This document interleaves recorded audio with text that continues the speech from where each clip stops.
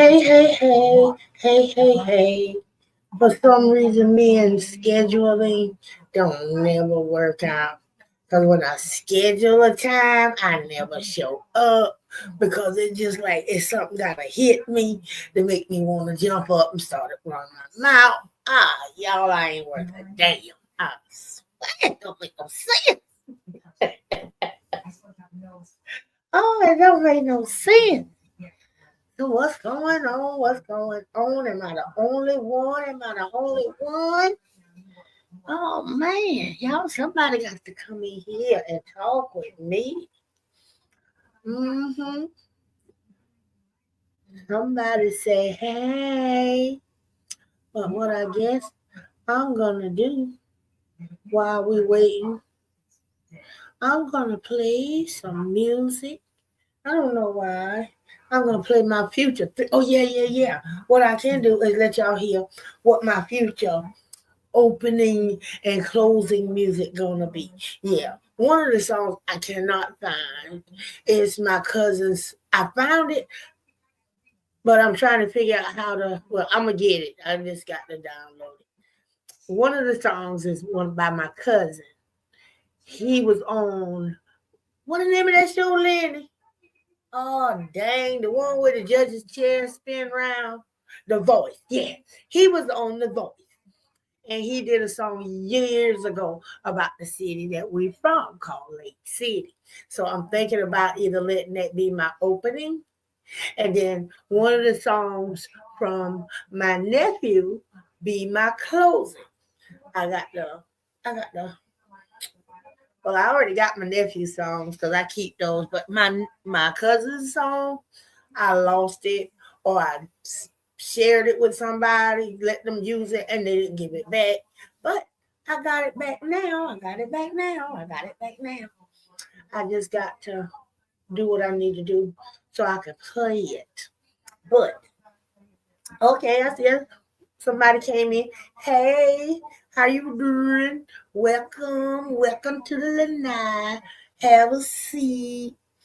Enjoy it, which I don't know what's gonna be to enjoy because I don't know what I'm gonna talk about. I just felt like let me go ahead and do a little something, run my mouth just a little bit with y'all, just a little bit. Ooh, ooh, ooh. Let me go ahead and let y'all know. I'm thinking about once I reach 500 subscribers, I'm thinking about doing like a little giveaway. I think. What y'all think? I read it by my husband. Maybe I mean, I should try it. It can't hurt. It won't hurt. So that's what I think I'm gonna do. Once I reach 500 subscribers, I'm gonna do a little giveaway, and then once I we just gonna start with that first. Once I reach 500 subscribers, I'm gonna do a little giveaway, not a getaway, a giveaway. Cause I don't want y'all thinking I'm going to send y'all somewhere. Hell no. All right, y'all. We getting ready to start off. What do I want to start off with? That birthday cake. That was a beautiful cake. Even though I can't stand the people who was around the cake, it was a lovely cake, lovely cake, lovely cake. Uh, Girl, I still want to know why you did all that cooning last night. That was just too much for me. I mean, good grief. I know you trying to do some ratings, but girl, you said you tuned to a whole new low last night, Sugar Avery. You said you tuned to a whole new low last night. Okay, so I got that out of my chest. I still haven't watched enough of what that lady named, the Peach Lady, to do any commentary on her. And y'all, I'm gonna be honest. I gotta tell the truth. That's gonna be something hard for me to do. I mean, I can watch it, but it's gonna. I'm not a good reaction. Yeah, that's gonna be hard to react on a mama Only reason why it's so easy for me to react on Crusty Crotch is because I can't stand her ass, and it's before YouTube. So that's what makes that easy. Other than that, it would probably be hard for me to talk shit about her too. Cause I'm just not that kind. It's just hard. It's just hard for me. I feel funny. I'm sorry, y'all. I feel funny. But what I can do, if y'all get the conversation rolling, I'll jump in with y'all. I can always jump in. I can always jump in. Let's see. Oh, yeah, I can tell y'all a little bit about myself. Well, I was born daughter of a sharecropper. No, let me stop. I was born in a little old town called Atlanta, South Carolina. In a doctor's office. No hospital. Doctor's office. To a sweet little lady, mean as fire. I ain't gonna say her name. I'm just gonna call her mean as fire. And her future husband, Mr. Dudfire. Let me stop talking about my daddy. The mop, is what he calls himself, the mop. She met the mop and had me. Then they kept on having children, and then it was 6 of us. Yeah. Then she got tired of the mop because the mop was mopping everywhere, everybody's kitchen. And she threw the mop out along with the water, the dirty water. Yo, let me stop talking about my daddy. But anyway, I love them both.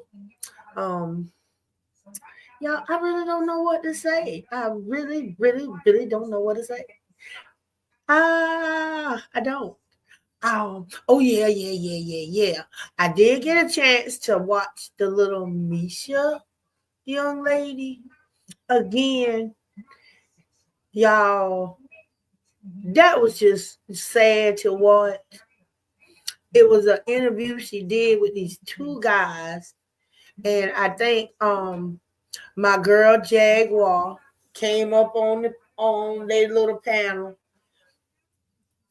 And I get she's sensitive towards people using her name and shit like that, but she be doing, I mean, truth be told, she be throwing names around too. I mean, hey Jane Doe, welcome. How you doing? Come on in. I'm just running off the mouth just a little bit. If you want to talk about something, just jump in, girl. Just jump in. Now I'm talking about a video that I watched earlier. It's an old video. I'm good, baby. I am real good. I'm hanging in there. Panicking because Christmas coming and I done already start giving out Christmas money. Damn shame. 12 days of Christmas is kicking my ass. I know that.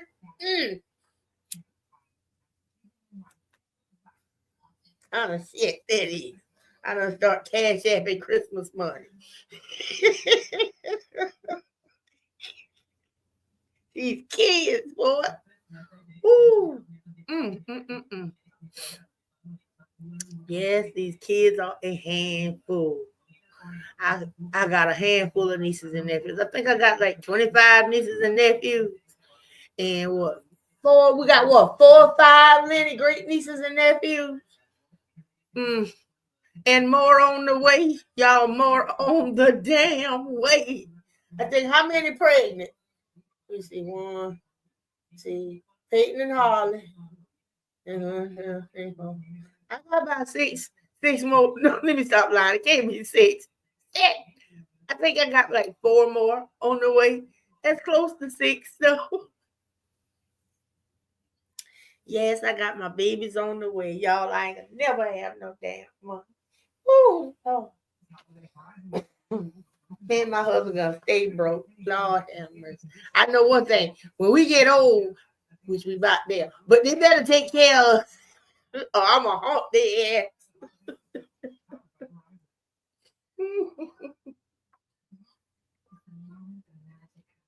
They better take care of me and my husband when we get old.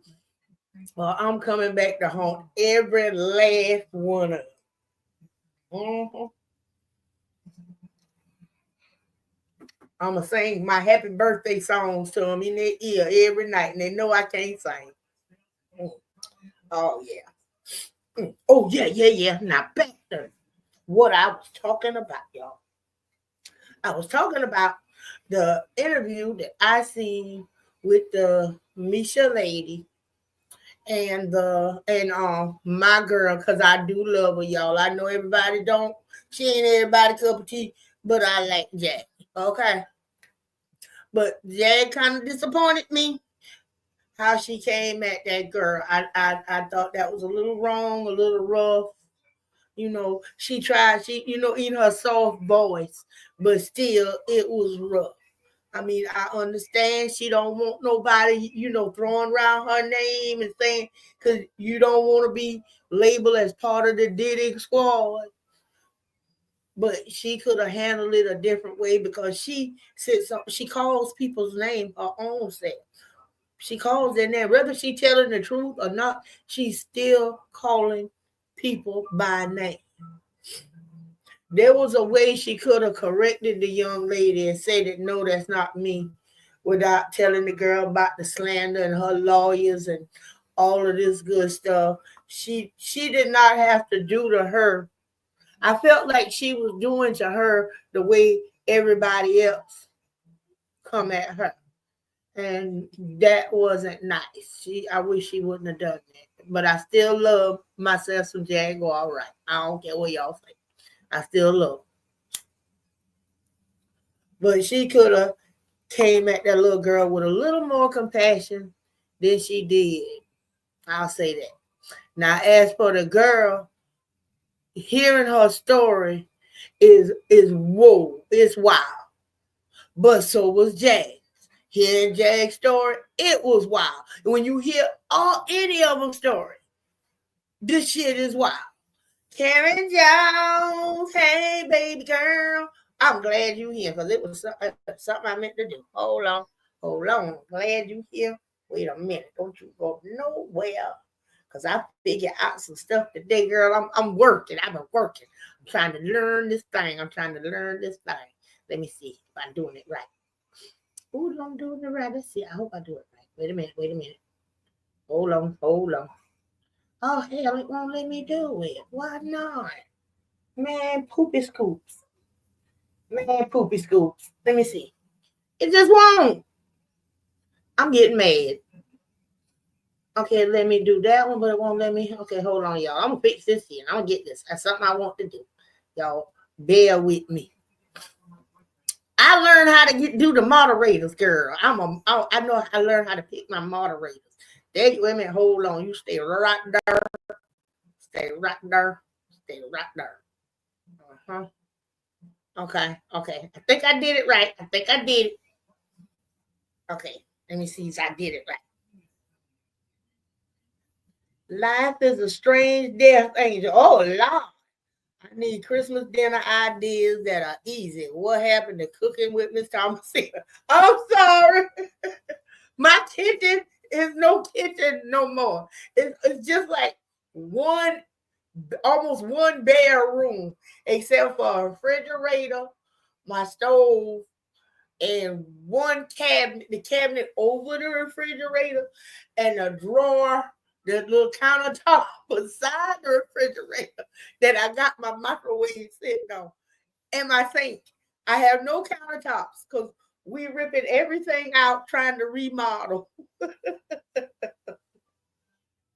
Okay, yeah, there you go, Karen. You are now a member of my squad. Yes, I started investigating one thing and I drift off into something totally different. Girl, it was just too much. My brain couldn't keep up. And I ended up on this website with Jag and the Misha girl. And my feelings was hurt how she did that little girl. I was really hurt And I love Jag, but I was hurt how she came at that girl. I felt like she could have been a little more gentle to this young lady than she did. You know I gave you one. I told you I was as soon as I figured out how to do it. Girl, I told you. I told you I was as soon as I figured out how to do it. And life is a strange death, ain't the girl? I owe you a cooking show. I definitely owe you a cooking show. Even if I have to go to my not go to my mama's house. I go to my sister's house. I go to my mama's house, then she gonna be doing a cooking show because she gonna try to take over. Which, wait a minute, that might not be a bad idea. I get some free food cooked by my mama. Oh, girl, you just gave me an idea. Yeah. Who is that? Misha? Is she the one of his baby mom? No, Misha is she was a 10-year-old that allegedly, y'all, they all tagged this little girl. Everybody was tagging this little girl. Let me find the video. Hold on. I can find y'all some video of her telling her story. Hold on. But y'all, this was just crazy. I mean, her story is out there, but so is the rest of them story. But I mean, if the idiot, I wouldn't put none of this past him. I really would. Let's see, is this it? Misha, did he survive from fire video? No, this ain't the one. Let me find the best one. Did he see? Okay, wait a minute, hold on. Let me find this little girl. Her name Misha. Hold on, y'all.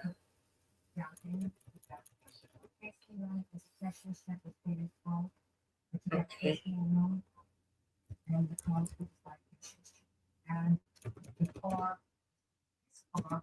Y'all, that man, I just believe I don't it when you hear it, it makes you think that she should not be testifying because what they put that girl through already was just flat out crazy. And it makes you there's no way this could happen. Over. Let me go back and add it to my screen. This is just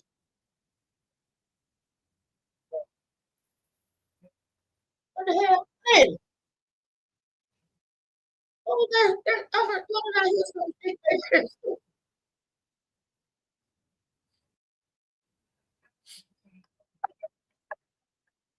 okay. And I was just going like, all right, I'm gonna start it at the beginning. The baby had to be no more than 5 or 6, to be honest. Okay, let me get it at the beginning. Yeah, me baby them where I've been watching it and I stopped. I'm broke. They got my pictures out here. Who put my pictures out here? Is it on the screen? There you go. Now, peeps, I sat down for the most exclusive interview of 2024. We've seen her pictures all over the internet with multiple celebrities eating food off of her body. Yeah, they told her name. She's doing an interview. We've seen her sitting in Diddy's lap in the studio when she was even younger. Now hear her story for the very first time. We've heard stories of her abuse by famed actress Jennifer Lopez. She details her abuse by Diddy and other Hollywood elites. She fought back tears as we sat down for her heartfelt story. Now this is definitely an interview that you don't want to miss. Y'all, this is crazy. The following content is the exclusive intellectual property of The Lionel B Show. We strongly forbid any reproductions or reaction videos for the following content. Any violations or videos found will receive a copyright strike for use of said videos. Thank you so much for sitting down with us on the Lionel B Show, man, and agreeing to share your story. I know you went through a lot of traumatic things in your life, and we're definitely grateful to have you on the show today. I don't know if this little girl lied or absolutely. So let's start at the beginning. How did you first meet Diddy? How did you get connected with Diddy, and how old were you when you met him? In the 2000, I was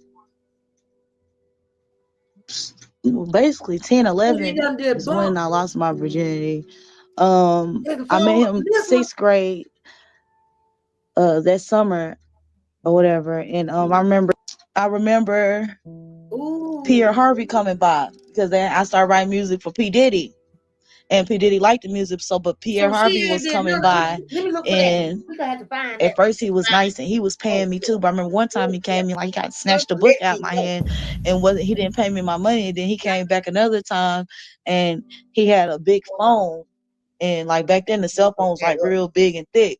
He had a big thick ass cell phone, and he was telling me that P. Diddy wanted to meet me or whatever. He wanted me to come to his flavor camp for 48 hours. So he told me to ask my grandmother, could I go?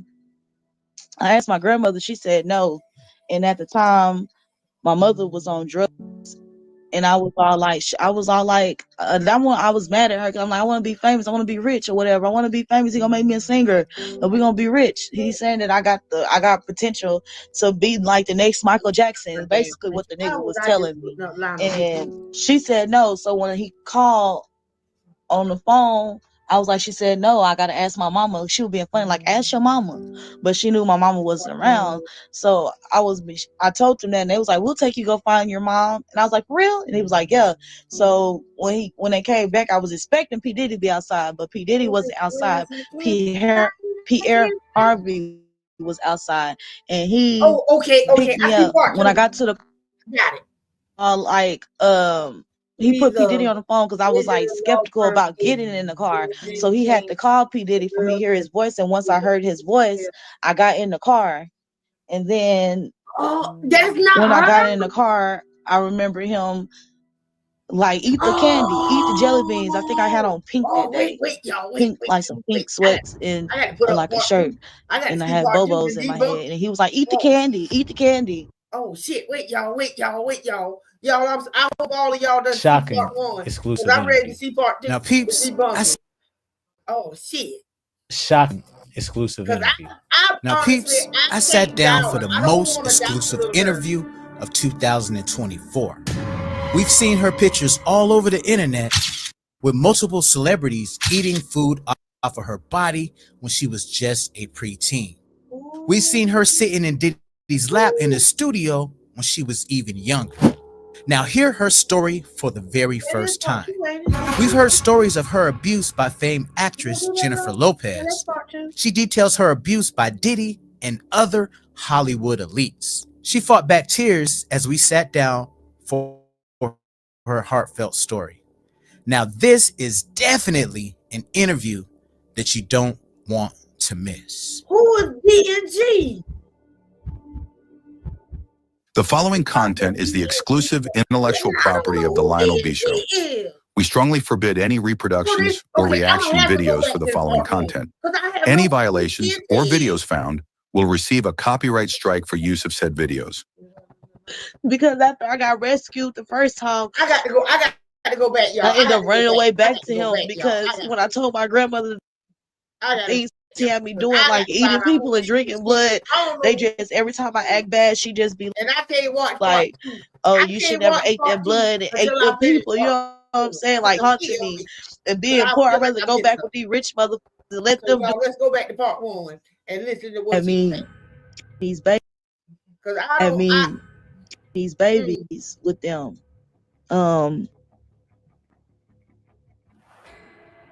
Cause didn't a couple of times I remember him shooting his baby. His baby had to be no more than 5 or 6. This boy, he hunts me in my dream, and he is the age he probably would have been now, but he hunts me in my dreams. Like when I have out of body experience, and like it's like he's chasing me. I remember he shot that baby, and I was like, I'm not gonna stop him, and he pop, pick up the knife. So I picked up. Is that what she said? Like this. And so the baby up had to be no more than 5 or 6. The following content is the exclusive intellectual property of the Lionel B. Show.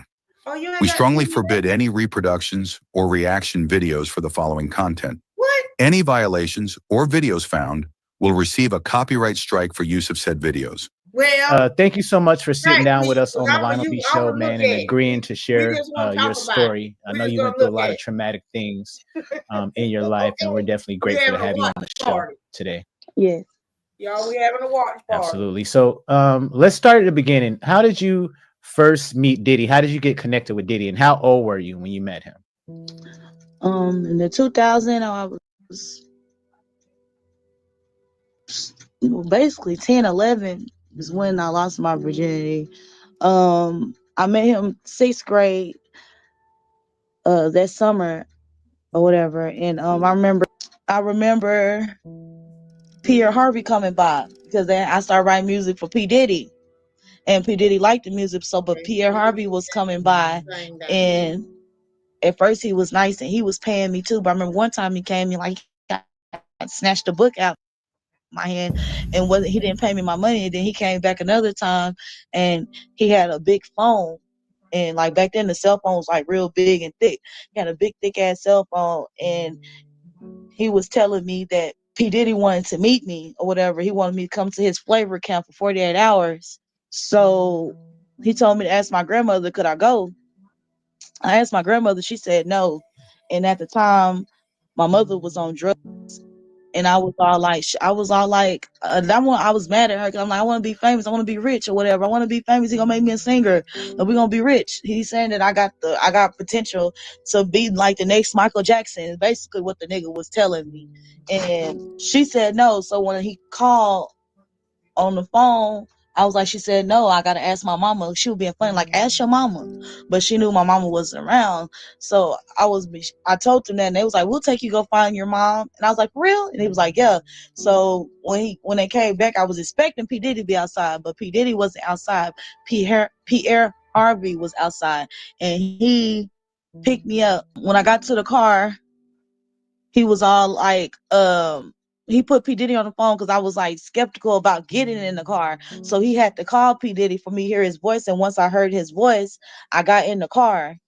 And then when I got in the car, I remember him like, eat the candy, eat the jelly beans. I think I had on pink that day.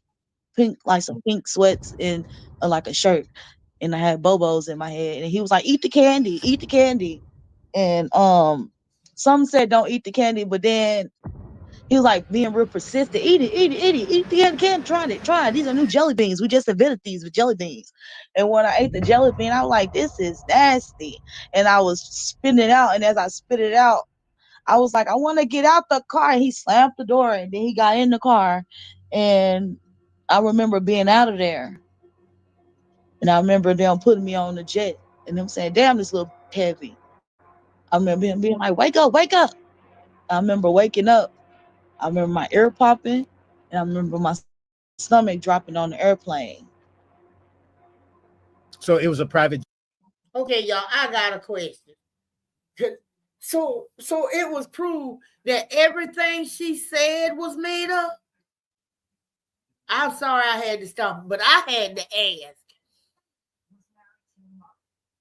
Everything she said was made up, y'all.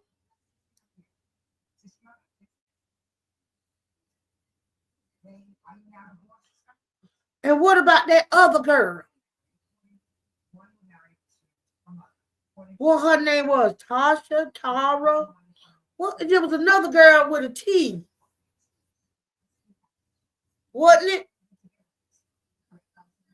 Yeah, I ain't doing no commentary because I gotta ask questions. Let me find something that they ain't gonna get me in no trouble with. Cause they might want to try to scratch my little stuff, take my hard work down, and I'll be mad. Because I'm gonna ask some serious questions. I'm gonna ask some questions that he ain't asked. You heard me?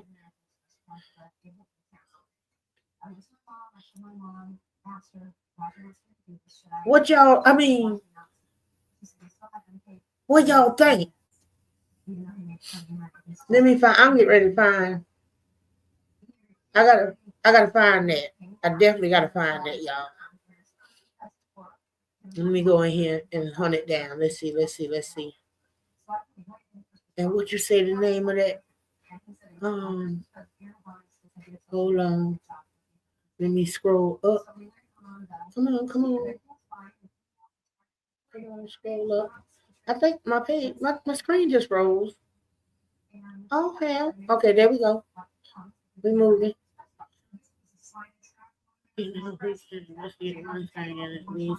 Yes, you can investigate one thing and it lead to 20 others. Because that's what kept happening to me. King of Kampala. Hey babies. Y'all, I was so busy talking, I ain't see people coming in. I did not see people. I'm sorry, y'all. I didn't see y'all coming in. Let's see. I gotta find out where I'm supposed to go and look for this stuff at. Yeah, okay, I gotta look this up. Y'all. And we keep talking while I'm looking this stuff up. We can definitely keep on talking while I look this stuff up. Because this is beyond crazy. This is beyond crazy, y'all. Excuse me.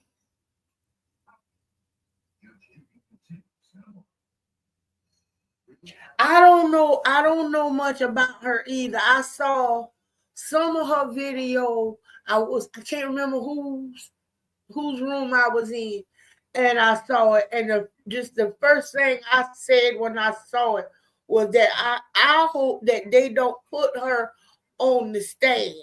And I really didn't think she's ready to do interviews, because I mean she seemed fidgety, and I guess if I'd been through what she went through, I'd be fidgety too. I wouldn't want to talk to people, and if I did talk to people, I would be constantly moving.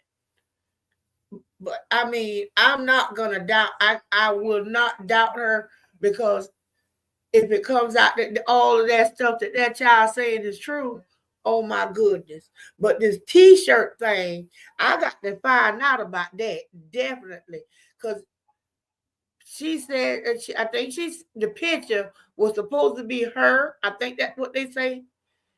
Her sitting in P. Diddy's lap. And they said, now that's not her. So, I mean, is that a shirt that he make everybody wear? Is that a shirt that all the ladies wear that sits in his lap? Or at one point? And she forgot and thought maybe that was her. And she also thought that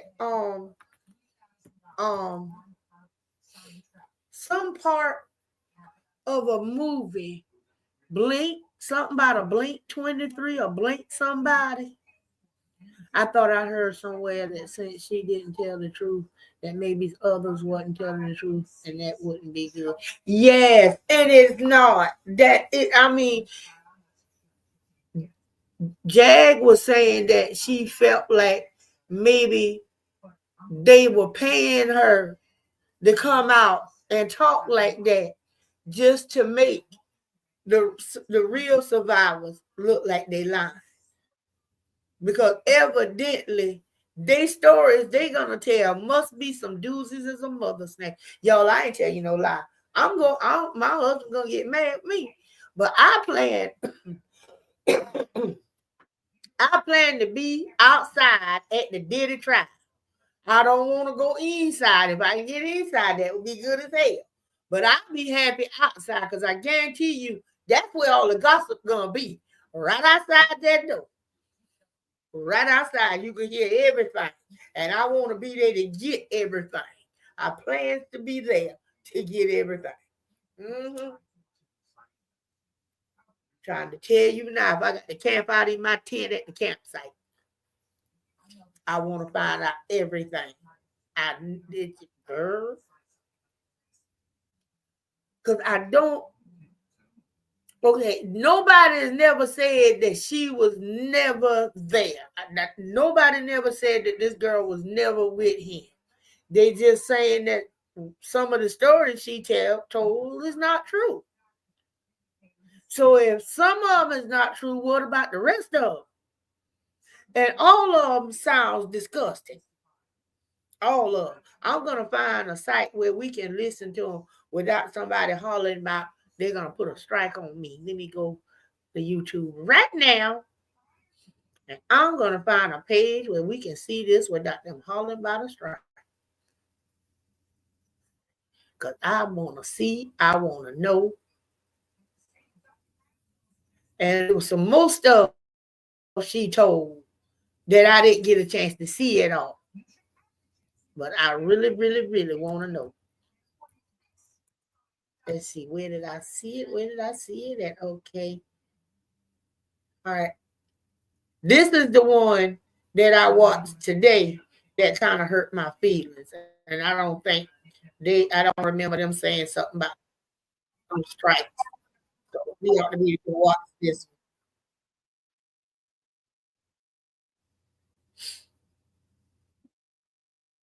one. What the heck I just did?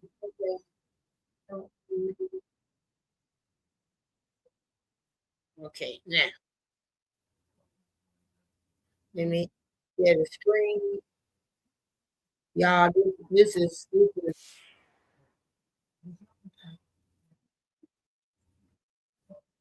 and actually some of the stuff that she was saying, Jag was saying last night on that video I was watching, and the people name that she was calling. She was playing with fire. The people name that she was calling last night in that video that we started to watch was that last night or night before last. She shouldn't have said that because she playing with fire. Them the wrong people to be named to be called.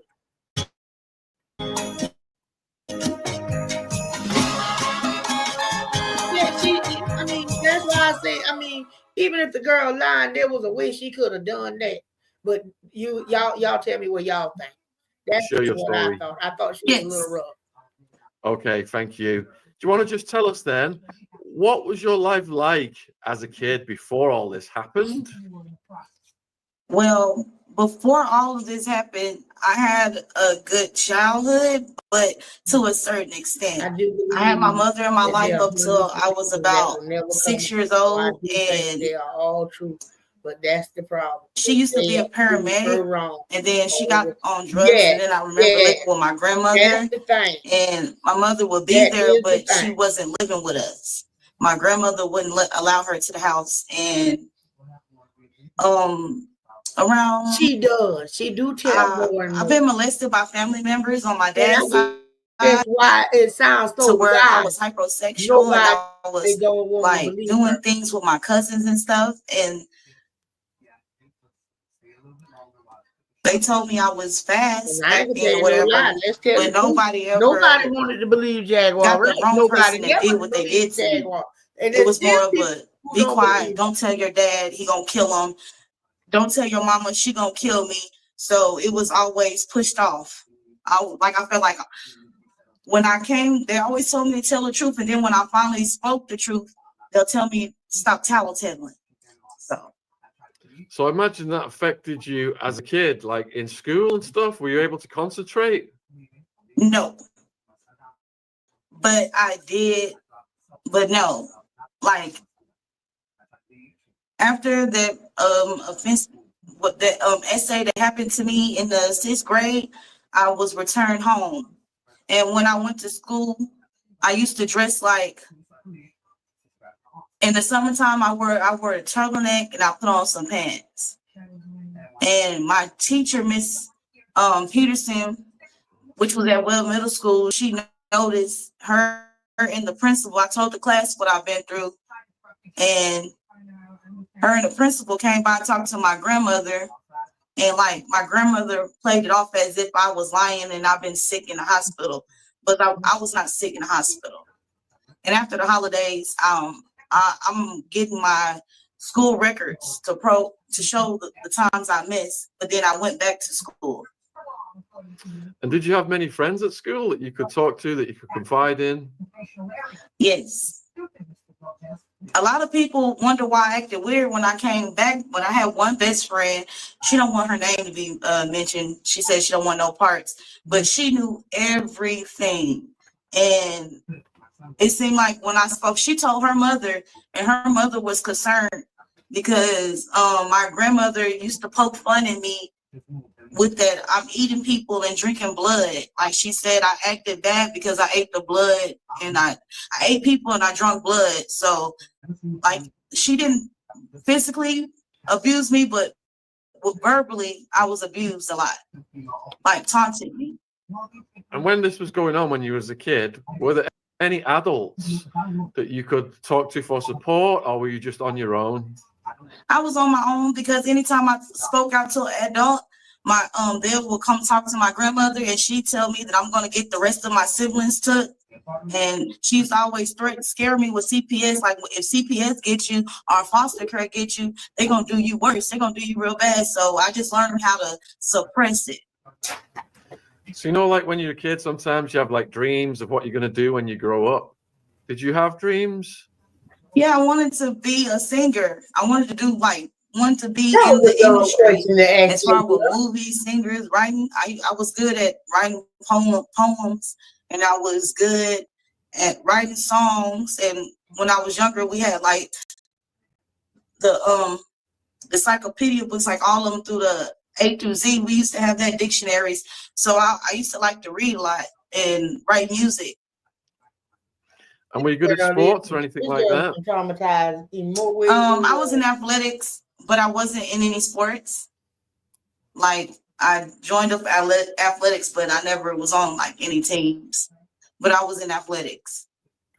So how old were you when you finished school, and what happened from there? To be honest, I never made it after 9th grade due to me being with the diddler. I never made it out the 9th grade. I ended up going to Job Corps in McKinney, and then after Job Corps, I did cosmetology in barbering, and I just finished that, like barbering cosmetology now. So that's what I'm doing. I'm into hair. So for people here in the UK, could you explain what 9th grade means? 9th grade is like after the 8th. 9th grade, you know, in high school, you have the 9th, the 10th, the 11th, and the 12th. I only made it to the 9th. I never made it to the other grades. So how old was that? When, that's when you're 13, the 9th grade, you're 13, turning 14. Okay, and how did you end up meeting Diddy? Well, when I was younger in the middle school, I was advised not to say the person's name, so I'm not going to say her name. I met this girl, and after the 9/11, the Muslims were getting bullied real bad, and they bullied her because she wore the black turban on her head. And she told me that she wanted to be in gymnastics, and but her family wanted her to be like a gymnastics star, but she wanted to be a singer. She already knew she wanted to be a singer. So I got in trouble for the things that I was writing as a child. And I was like, they talked to me bad and was like, I was going to be nothing other than a harlot. So I gave her the music because I was mad. And her dad worked for CNN, and he was a producer. So, but he wasn't the type of producer that I needed. He introduced me to a ghostwriter that worked for, that ghostwriter for Clyde Davis and other music people, which was a Jewish guy with dark hair, and it was curly. He had a pointy nose. And through the Jewish guy, he was paying me the money from Clyde Davis. That's how much I want. And like, I'm a kid. At first I was getting $20 for a composition books. But then after that, they started giving me $500. And I used to just give that money to my grandmother. And then he bought Harvey, Pierre Harvey, however you say his name. he bought him, and he was kind of bullyish acting without the Jewish guy there. At first, he was paying me, and then I remember one time he came with a cigar and he snatched the book out my hand, and like blew the smoke and was like, "Write some more. I'll be back. You better have like command me to write more." They was coming by my house this whole time, and they was recording me, like audition. Like they had me doing dances, singing the songs that I wrote. And one day, PR Harvey, he came by himself, and he said, with a driver in a black SUV truck with tinted windows, he said that P. Diddy wanted to meet me in person and come to his flavor camp for 48 hours. I told my grandmother. My grandmother said no. I was mad because I feel like she was taking away from me wanting to be a star. So I took it upon myself to sneak out the house, which was in broad daylight. And I went to the car, and I was thinking P. Diddy was going to be outside. I figured there was some sneaking. But it was Harvey, Pierre Harvey, however you say his name. It was him outside. And he had Diddy on the phone, and it was a big, thick cell phone he used to have. And he called him. I heard his voice. And I said, okay, they was supposed, the whole thing was they were supposed to take me to go find my mother, which was on drugs. And like, I knew which part of the area she'd be in, but we never went to go search for her. When I sat in the car, he was like, eat the candy. And it was some strawberries. It looked like it was open. I was on like the jelly beans. They just felt like funny. And he was like, eat it, like being real persistent with me to eat the jelly beans. And when I ate it, I swallowed some of the juice, but then it hit me, and like I kind of just got stuck. And then I was like, I want to get out. And like he closed the door, slammed the car door, and then he got in the car. And next thing I know, they're lifting me onto the jet, and they're saying like my body weight is dead. They're saying I was heavy, like she heavy or whatever. I remember waking up on the jet. I remember my ear popping and my stomach dropping, and it's foggy because I get there, and it was so traumatic. It was so traumatic. When I get there, I had on a pink Nikes and like a pink windbreaker outfit. When I get there, I had that on. I wake up, I have on the DG and I have on a skirt. And he was telling me, welcome to the flavor camp, and I'm going to make you a star. You have the qualities or whatever. And he gave me a camera, and he told me to take pictures of the area. Like take pictures of that stuff that I remembered. I took a picture of the pool table. I took a picture of the room. I took a picture of the studio because it's pictures without me in the studio, but it was just regular pictures. I took pictures of that.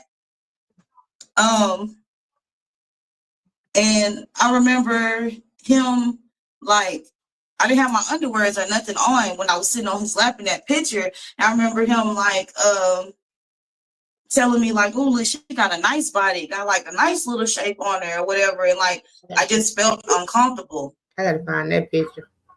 And after that happened, I'm in a daze again. I'm on the chair. I have the same outfit on. See, it could have been different days, but I'm on the couch. I see a lady on the pool table. She's getting raped by, our word by P. Diddy and another black guy that was there. And they were doing what she was saying, that she was a virgin, and they still took it from her, and they had a pool stick on her too. I remember waking up saying I was thirsty, and when he was offering me stuff, and he was like, "You want some champagne? You smoke?" And I'm like, "I'm a kid." I'm telling him I'm a kid. Like, I don't do drugs. I'm a kid. Because I thought it was a test or something. And he chuckled, and then he was like, "Give us some water." But when he brought the water, I took a big gulp because I was thirsty, and it was the same taste from the candy. So once I drunk that, I remember waking up. I was in the restroom.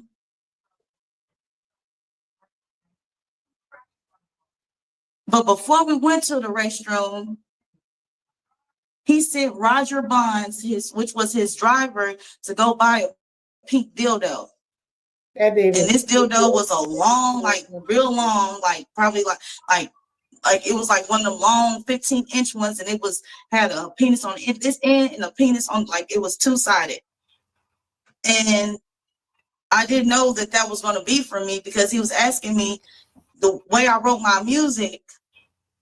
It seemed like I had sex before, but I was writing about me being molested and how I was, my urges I was feeling.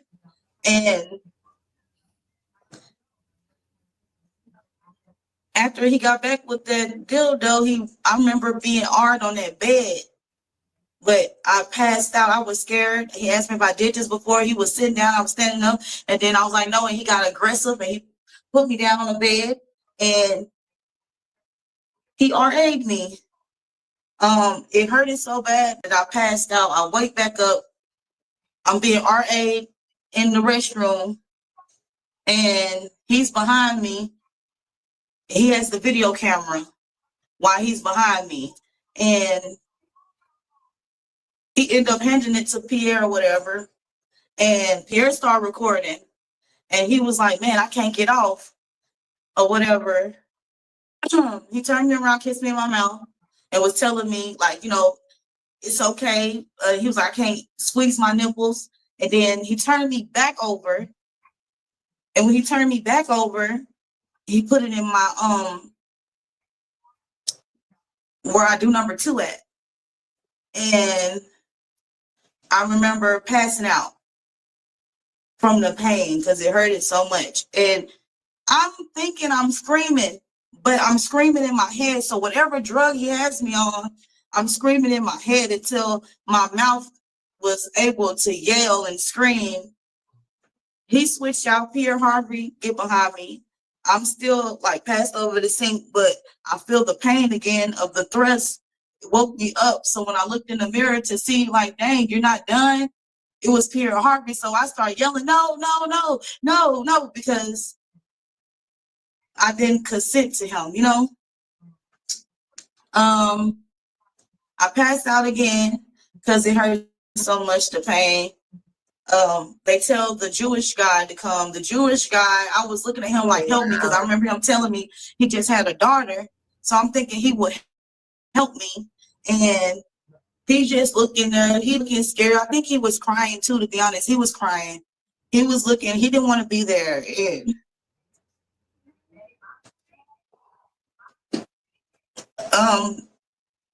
he wouldn't get aroused to me. And Diddy was like, if you don't do her, I'm gonna do you. So he was acting like it, but I wasn't screaming. And Diddy told him get out the way or whatever. And then Pierre Harvey came back over there. He turned me around and he started making me give him from the front in my mouth. And I remember I couldn't breathe. I remember he slapped me upside my head, told me not to use my teeth. I remember him smoking. They were smoking. They were smoking white hard stuff, white rocks. And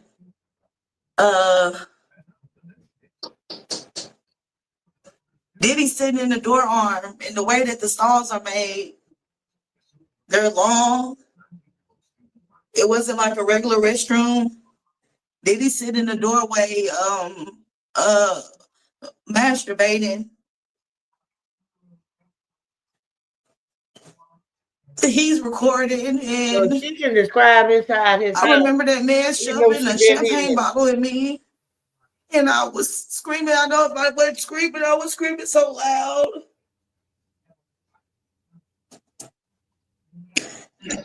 And they left me there, and some white guy with a cat smell came pick me up.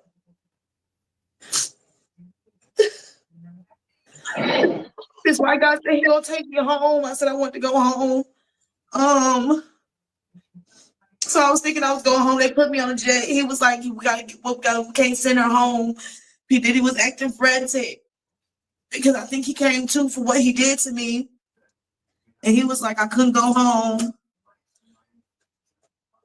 I remember the white guy put me on jet. They drugged me again. And it was other Caucasian teenager girls with me. And I remember being with them at first, and then it was just me by myself. And they passed me around to all type of white men. I remember being tied to a tree, being beat in my back. I remember them drugging me out of my mind. I wanted to die. And they put my hand over the stove.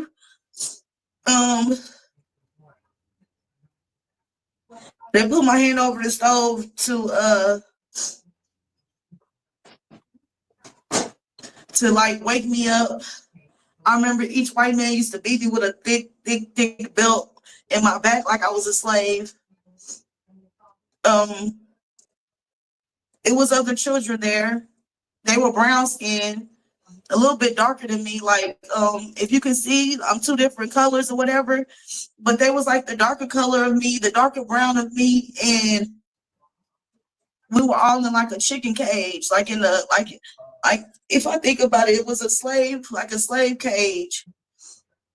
And it was a lot. It was like probably 50, and it went down to 30, and then it was just me. And I remember one time, this is the P. Diddy was telling me to kill one of the babies, and I said no, and he shot the babies. I'm gonna pause it. He shot the baby. The baby had to be no more than 5 or 6. He shot that baby. He was like, pop, pop, pop, pop, pop. And he told me, she's the one that she's supposedly the 10-year-old that was essayed by the Dittler and his crew. But they also saying now that it's been proven that she's not telling the truth. So I don't know. I won't know until I look and see.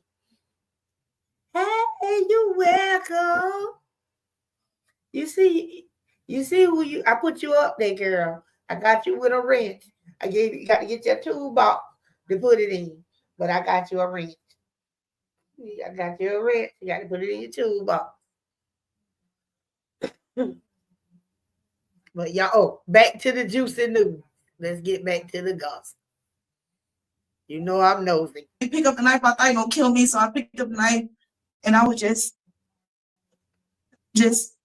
the body of the baby. And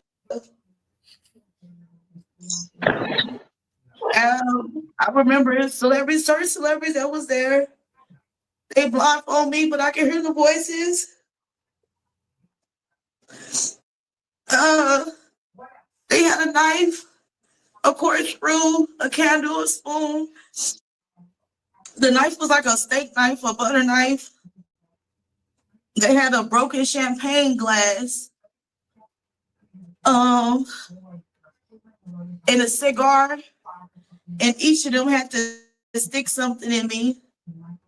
And the faces I do remember seeing, and it's not allegedly, I saw Bill Cosby light the cigar, I just want to say that the God that I serve is an awesome God, because I survived this. And God helped me still where I couldn't move, but I was conscious. I can't explain it. Bill Cosby lit that cigar and he did what he did to me. These are the things that I tune out. Okay, so he had a cigar and he lit it and he put it out on my area. I remember Jennifer Lopez saying she didn't want to do it. She was there with another guy, and she did it really hard, and she stabbed me with the champagne. I was screaming, going crazy. I think I started moving, and they blindfolded me, and I couldn't see what the rest of them did to me. And I remember we were all in a room with candles, and we had to call Why is Amazon paying me $600 a day? Hi, I'm Carla Marie, and the coolest part is Amazon. They have to call on like Bell, Oshun. I don't want to say their name, but they know who they are. And whatever drug that they had us on, you can see what appeared in the light. And I promise, like I'm not lying. It's a spiritual warfare going on. These people conjured up these Baal, they conjure up Oshun, they conjure up everything. When it's my turn, I just kept saying Jesus Christ, and they said, "What is she doing? Like she can't call on him." And then they said I couldn't say Christ, so I just kept saying Jesus, and it appeared in the light. I don't know what drugs they had us on, but we all saw it, and they called me a witch, and they beat me to death. They beat me. Just take a minute, Misha, and just take a breath. I think you've done so well. Your mic's a bit disturbed, Ron. It's like making vibrational noises. Yes, she sure did.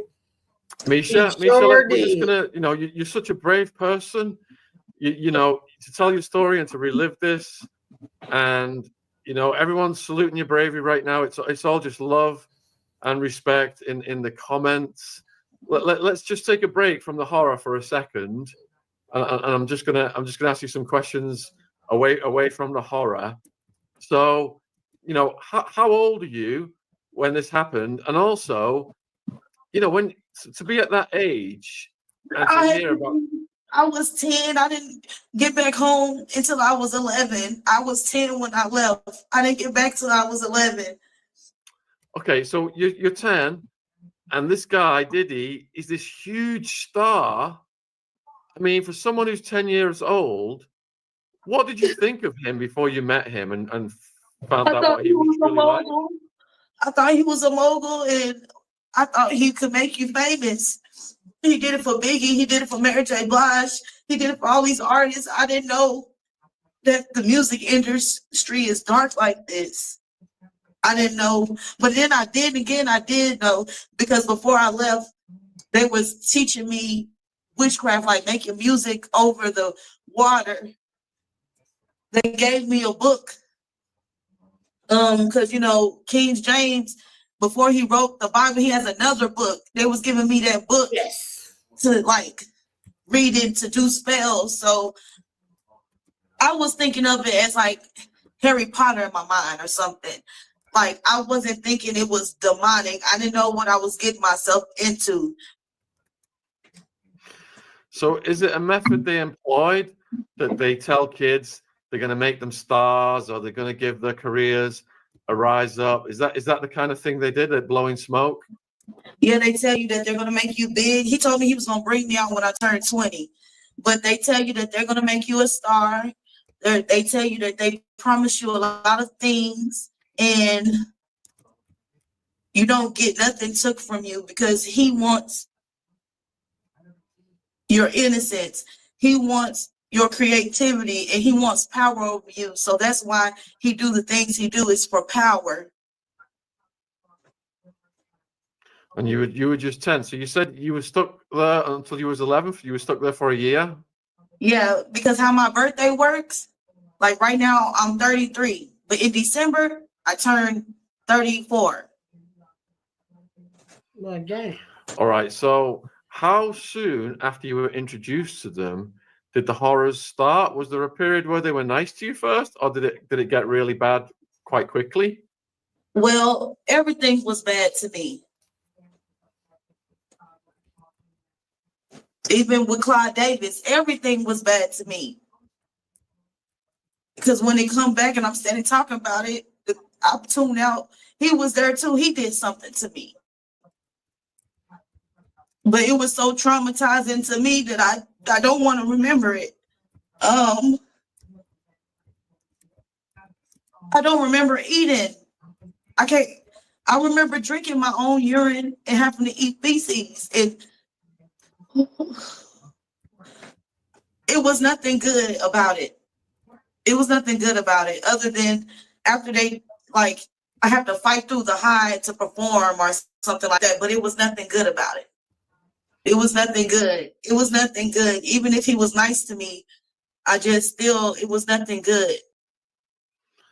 So among the young people who were going through these horrors at the time, was Justin Bieber one of those young people who was experiencing these horrors?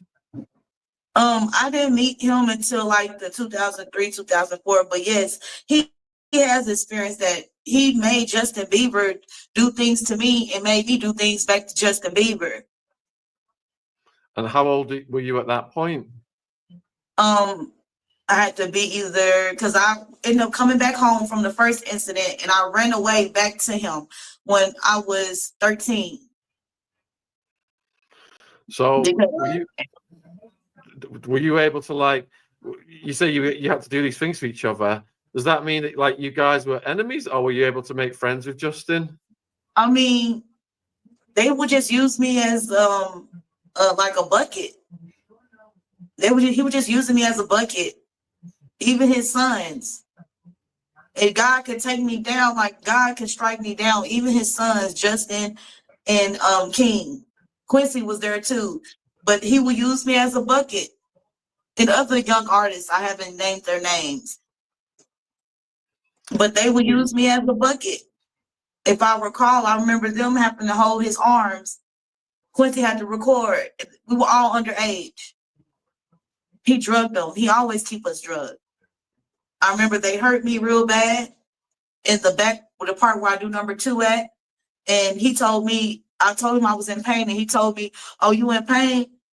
You want to get your revenge back?" And I was like, "Yeah." And he made me do it back to Justin. And Justin was screaming, he was crying. So I was going to ask if you and the other young people could like plan to escape, but if they were using substances on you, I imagine that the substances kept you trapped. Yeah, they did. And every time I did try to escape, I told a person my real age. They always brought it to his attention, but they still left me with him. Nobody cared, if that makes sense, or nobody cared. Nobody really cared. Or even if they did get me away from him, I ended up back with him. That's what I was going to say. So earlier you said you managed to get away when you was 11. How did they get you back?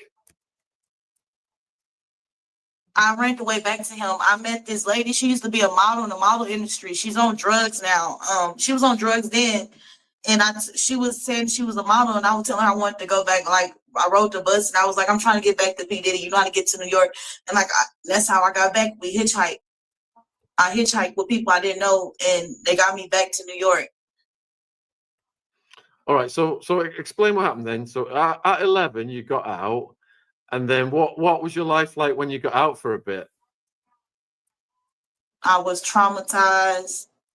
I was obsessed with. I felt like I joined their cult because I had to eat.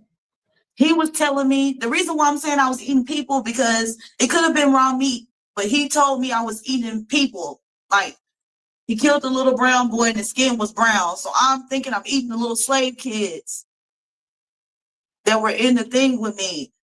And we did drink blood. So I felt like I was in that cult. So are you saying, okay, so I understand they were brainwashing you and terrifying you and manipulating you. So after you managed to get free. Y'all, I had to tell y'all. How about I went and got a bunch of, I was accepting a bunch of people on my Facebook page. And once I got them, they started trying to hack mine and my husband's page. So I was in, I stopped accepting friend requests, and I was in the process of deleting people. Well, girl, how about I friended, I accept some friend requests from some of them people in the I section, them people with the letter I. And they start sending me messages. Y'all, I'm deleting, booting, and blocking every last one of them, trying to offer me money. I'm whispering y'all because they might be hearing me. Okay, y'all, not tell them singing them. Yeah, I just had to tell y'all that. Okay, now I'm getting ready to start. I'm whispering. Oh, Lord, it was a deal.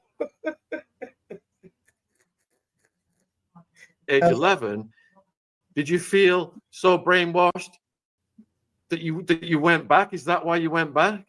I went back because I felt like I've been through all this and I'm at home. I told my grandmother what happened to me. She talked to me and was all like, I'm not taking you to do no police report. I'm gonna teach you a lesson. That long. She always, every time I do something wrong, she'd be like, it's because you drunk the blood. And they used to be like, I was going to hell. You ate the people and drunk the blood. That's why. And then my best friend will be over there. And she didn't want to eat meat in my house because my granny was like, we all eat people. Like, she was just being funny. And I feel like they talked about me really bad. I was like, I might as well go back. And how old were you when you went back? I was 13. And what happened the day you came back? He was like shocked that I came back. And I was like, you don't remember me? You remember me? And he acted like he did not remember me. But he told me that he was supposed to kill me. And he kept me. He took me in public to parties, like elite parties. He kept me around, and whatever they was doing to me, they were mad because it didn't work. It didn't work on me, like my memory. I still have memory, and it didn't work. And the elite people were mad that it didn't work. And is this leading up to the incident where you were on the stage and you defecated? Yes, I did. What happened with that issue? Aretha Franklin was there, and I drank some of the champagne. Me and the other black guy, which was another person that was supposed to be a ghostwriter. We thinking it's VCB powder, and we drunk it, and then we had to go to the restroom instantly. And everybody was everywhere having freak off fun. So the restroom was full with people, and he found me. He was like, I've been looking for you. Get on the stage. And when I got on stage, I couldn't hold it. So I'm up there dancing, like, ooh, just dancing around, and I'm using it on myself because he wouldn't let me go. He wouldn't let me go to the restroom. And that was a humiliating feeling right there, because everybody just looked at me like, oh, I hear people saying she stinks, like, oh, she nasty, like, is she just gonna keep dancing? And I remember Denzel Washington was like, you don't have no respect for nobody, and him and his wife left. And there was a lot of people, a lot of celebrities there. And did he punish you after that? Yes. How? I got beat up, and then after that, I remember seeing me and Miss English. I remember waking up. She was just out there like this out of there. And I remember yelling, help me, but she couldn't get up. She couldn't move. She was out there. We were just both out there, and it was like a line. It had to be like more than 100, 200 people was in a line, like a cafeteria. One line was this way, one line was this way. Like they're going to us, and everybody having sex with us at the party. And there's had to be more than 200 people, 150 people. So was Miss English going through a lot of the same things as you? We did have her on the channel. She described some horrific stuff. She wasn't there with me when I was in the tunnels and all that other junk. She was there that incident, but she was willing to come dance because he already knew she was a porn star. So what happened was they set me on her. She was working at a club, and they told me to give her this money until I choose up with her. So I gave her the money, and she took me back with her. And I remember being with her, reporting to him everything that I saw. he'll give me money to give to them. Because the dude that she was with, he was more like a pimp in my eyes. And after all that happened, I remember he beat me up and he wanted me to do something. And I told him I didn't want to do that. And I was like telling her, like, I want to go back home. I'm only 13. Can you please take me to the police station or something? I just want to go home. I don't want to be around this no more. And she was spooked and she was like, does Anthony know? And I was like, no. And she was like, well, just keep saying you're 17. And she went and told Anthony, she was like, tell him everything you said to me. Like, she was mad. And I told him, and then Anthony came up with the idea of how this is leverage to where he can get his modeling. And then when she took me back to Diddy, I was crying. I was telling her I didn't want to go back, but she dragged me back. We went back or whatever. And I remember her being like, we got this on camera. We recorded this. If we don't make it back, it's going to be to the police station and on the internet. And then Diddy was all like, oh, ain't nobody ever came up against me. She did it. And he was all like, and you're a fucking, sorry. He was like, you're an effing snitch. And he was all like, I want you to know, you come work with me or whatever, and I'll put you on payroll. And then she was all like, okay. And she negotiated for Anthony to come work for her too, to come work for P. Diddy. And after that happened, I remember I wanted to go back with her, but he said I couldn't go back, but I had to stay there. And I remember getting beat up. And then he only brought me out when it was time to do parties. I couldn't be around or be out. But I remember when the girls got paid, I used to be like, where my money? And he'd be like, I took you shopping earlier, but I wanted to buy like tennis shoes, Jordans, and he made me buy heels. And I really didn't know how to walk in heels. And I was like, he said I was being ungrateful or whatever. So he never let me out until it was time for the after parties to the freak offs. And what was the difference between a regular party and an after party? The regular party, it'd be like people be there with their children, the kids be there, and it still be naked people around, but the kids it'd be like the kids, everybody outside, no one is having an orgy.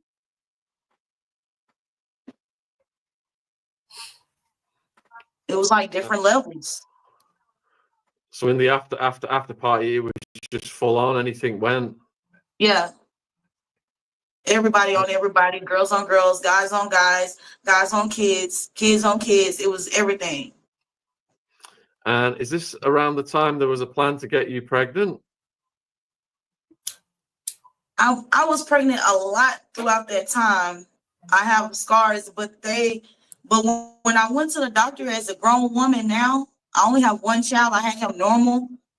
The doctor said that he told me that they was going to take my organs because my C-section started from my chest, which you can see I still have a black scar. Like I have a dark scar right here from my chest all the way down. That's how they cut me. I remember waking up, looking and seeing my insides. That's how they cut me.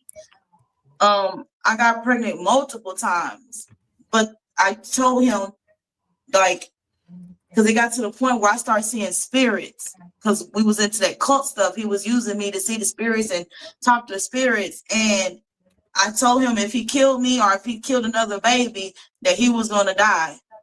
And when he took that last baby out of me, he said, I'm giving you a chance. I'm going to name you Chance. But that didn't happen. Hold on. Do you want to discover how I got over 1 million subscribers on YouTube without showing my face, without getting in front of a camera, and without even recording videos? If so, I'd love to invite you to a completely free training that I'm holding that you can attend just by clicking on this ad. So if you attend this free training, I'm going to show you the best niches to do this in, how to generate tons of. Hold on. That didn't happen. Maybe to see what she had to say. To 2000, what at 2006, 2005, around that time, when I got back home, last night, but that didn't happen to then. She gonna come on throughout here. The other this could be a whole nother thing. I can't really discuss. I don't want to go into too much details. But the way that Adrian told my story, she jumped everywhere. But it's a lot in between then. Did you say that some of the girls were so damaged by this that they can't get pregnant now? Their bodies are damaged inside? Yes, they can't have kids because they were sticking knives. My uterus is real thin. Like, I can get pregnant, but every time I get pregnant, I'll lose it. Like, since I've been away and been grown, every pregnancy I have, I lose it because my walls are so thin from what they have done to me. And was Ali Carter one of those people who was going through these horrific things at this time? Yes, I had caught on through her. She had told me to the things that they were doing. They were experimenting on us, doing snuff films. You know what that is, right? They was doing that on us, and she told me I'll never get wet. So she said, start getting wet from it, and they will stop doing that to me. So I had to make myself like it, and got wet, and then they stopped doing that to me. And this is quite graphic, viewers. Yeah, this is graphic. You know, and I always thought Ali Carter was older than me because her survivor mode. I always thought she was older than me, but I never knew I was older than her. In one of your other interviews, you said something about they were forcing young girls to squirt, and then that juice was used for certain purposes. Yes, it was celebrities in their award gowns. It was them. I remember one person pooped on the floor, and I remember my first time going through that experience when I had to go through that experiment with them that they do. I don't know what this has to do with money, music, anything. That's what I never could get. And one person boo-booed on the floor. I had to lick it, and I rubbed it on my body. And if you gag, you get beat with a stick. Now, it's some celebrities that don't want to do anything to children, so they just beat them with a stick. They beat you on your head, beat you in your back, or they ram it in any hole. But they have to do something at these parties. Like, if you in this room, I remember it being a white square room with a dance floor, and it's like the neon lights, like the lights going, and everybody's standing there, and the kids will be butt naked with like a leash on their neck. I mean, she got to be more detailed. I mean, and whatever, like if a person spit on the floor, you have to lick it or eat it. It's whatever they want to do. Whole houses for their basements to see what they look People like. in the chat are asking Misha how you got those scars and burns on your arms.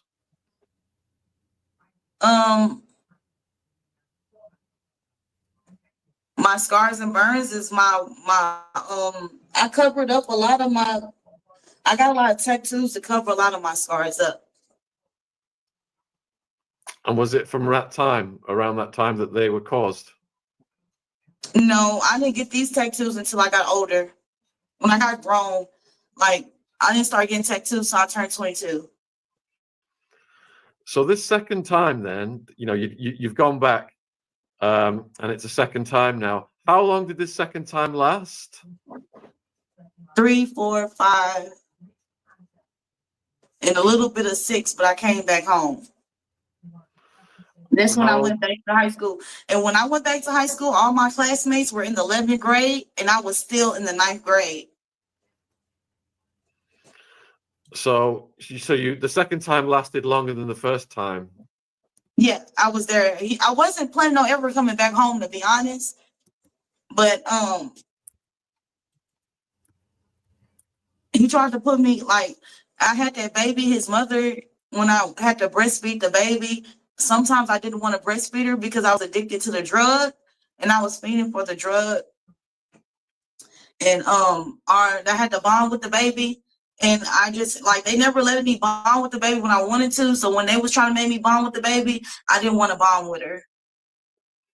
And I didn't want to feed her. And I remember slapping his mama because my breast was really sore that day. and she had one of the security guards put me outside. I remember being outside for a couple of days until I walked off barefooted. They put me outside barefooted, and the homeless person gave me his shoes. And I remember telling him, these shoes are too big. And he was all like, well, you don't even have any. And I was all, he had a good idea. And I just took the shoes. I had like some big size 12 shoes on. And I remember one of the security guards picking me up, giving me my pictures from the first time, giving me a stack of papers to give to the police. And I didn't want to turn them papers in, but he told me to turn everything in. So I gave all that to the police. And he gave me, what is that called? The USB thing. Like back in the day, they used to put it on like a little chip. You know what I'm talking about? Yes. He gave me that. Yeah, he gave me that. The police watched that. They asked me, how did I get this? And I said, I stole it. I was told to tell them I stole it. I said I stole it, and I told them to call Damian Williams, the U.S. attorney, which was the first person that kind of rescued me, saved me when I wrote my police report the first time in New York. Had they tried to use you as a surrogate? Yes, they did use me. They didn't try. They used me. They used me. And it was other women down there that used as surrogate. I wasn't the only person he was doing this to. Do you think that his kids then presently, that other women were actually used to? They took eggs. I know they took eggs. They was dishing out my eggs to people. They took my eggs. I can't say their name because they got it to where you can't say their names. But that person that got it to where can't nobody say her name, she had my eggs too. And this is not allegedly. This is the truth. It's the truth. It's the truth. And the truth sucks because people look up to these celebrities. So you got a viewer is asking, how many of your babies did they take away? At least 4. And they sold them in the 6 underground. So it could be some still alive to this day. But is my mic working there, Sean? It's just really like, maybe do a restart and see if you can. It's Yo, just this like, spooky is really crap. weird. I ain't gonna lie, this is scary and spooky. So that must have been really traumatic for you to have those babies taken away. I've got a 1-year-old baby here, and I've seen what the bond is like. Were they just using so many substances on you to keep your mind like just completely destroyed? It's the whatever is in the baby oil, because I didn't do drugs. I didn't smoke, or I didn't like to smoke or do like drink liquor or nothing. So he'll just rub something on me like that. Because a lot of babies didn't make it because he was getting me high on that substance. And the doctor told him in order for me to have the last baby that he named Chance, and it was like some mad, to be honest, they were doing some mad scientist work where they took her egg, my egg, and merged it together. Like they doing mad scientist work. But I'm pretty sure if we do a DNA test, I'm 1,000% sure knowing that baby gonna come back to me. Absolutely, it's gonna come back to me. Did you come across Cassie and Kim Porter? Yes, I was there with them. Until she get along. And were they going through these things as well? You know.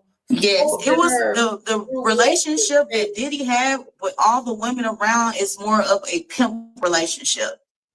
We were like all in competition with each other. I liked the people, but they hated me. And everybody want that #1 spot. I think I was the only one that didn't get money out of him, to be honest. But everybody else, they get money. They got money. And he used to be like, oh, you don't use me like that. He looked at me as a best friend. That's what he told me.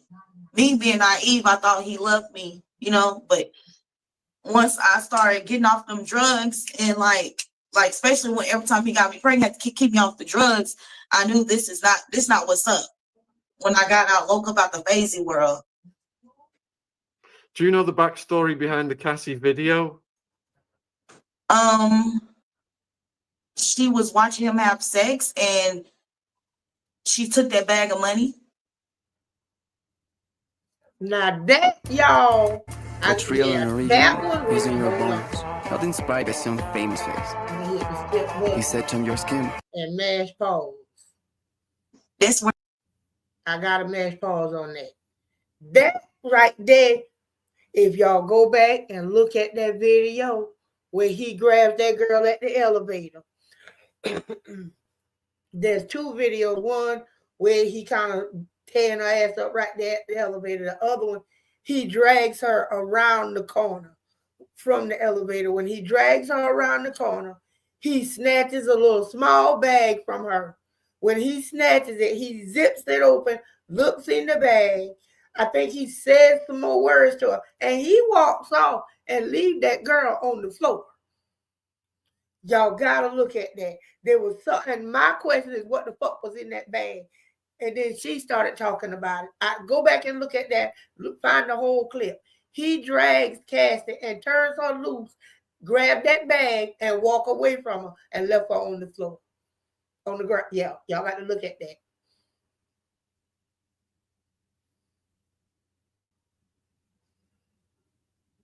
where he keep his money in that bag. So instead of her watching like she usually watched, she got mad and ran out with the bag of money. Those were not clothes. It was money in that bag. And what do you think about Kim Porter's death? I feel like he got like a mad scientist that created stuff because he plagued me with stuff and sent me to Dr. Simbi. And I remember telling Dr. Simbi, they're going to kill you. And then he gave me something. I threw up blood. I pooped it out and I was cured. And then P. Diddy said that I couldn't have no more unprotected sex because they wanted to see how long it lasted. But he was having his people make things right, but and plaguing people with it, or put in their drinks, put it in their food. She used to drink natural juices. I think it would be like oranges and lemons. If I'm not mistaken, a mango, and she'll make her own juice and she'll keep it in the refrigerator. Yeah, in the lawsuits, they're talking about all the drinks being spiked and the baby oil and stuff like that. Yes, whatever in that baby oil, that is some bad stuff. You can rub a little bit, like you know how you put a little bit of oil on you, and I'll be like, hey, give me all your money out your bank account. You gonna go give me your money out your bank account. It was a rapper that was with him that was on that song, Make That Money, Take This Money. He put that oil on that man and made that man, he was telling the story what he did, made that man go to the police station, and he told them what he did about something he got away with. Do you have a lawyer now that's helping you, and are you part of the cases against him? Okay, that one. After the holidays, take that money, I surely will be. I have a lawyer. But right now, I just go to this church. Let me see. And this is my uncle, my uncle, my auntie. My uncle and my auntie, they are helping me right now. But I went to Metro Care because I broke down real bad. Like I was thinking of unaliving myself before I even came out. I was thinking about unaliving myself when Adrian started talking about me, but she gave me the strength to come forward and to tell the truth. But at first I was like, this was just like, oh my God, like it's stressing me out. I feel like they was coming to get me and I don't even know who they are, but I just be feeling like they're after me and I don't know who's after me. But me getting back in church and being spiritually protected and them praying for me is what's keeping me sane. You know, it's keeping me to where I'm not gonna end up in a mental hospital or I'm not going to unalive myself, because everything happened for a reason and God planned it to go this long. Christ planned it to go this long. And if you call on him and you accept him in your life, he will show up for you and he will be there for you. And what's been keeping me sane is to know that my God, he didn't leave me. I left him. And he forgave me for the things that I've done.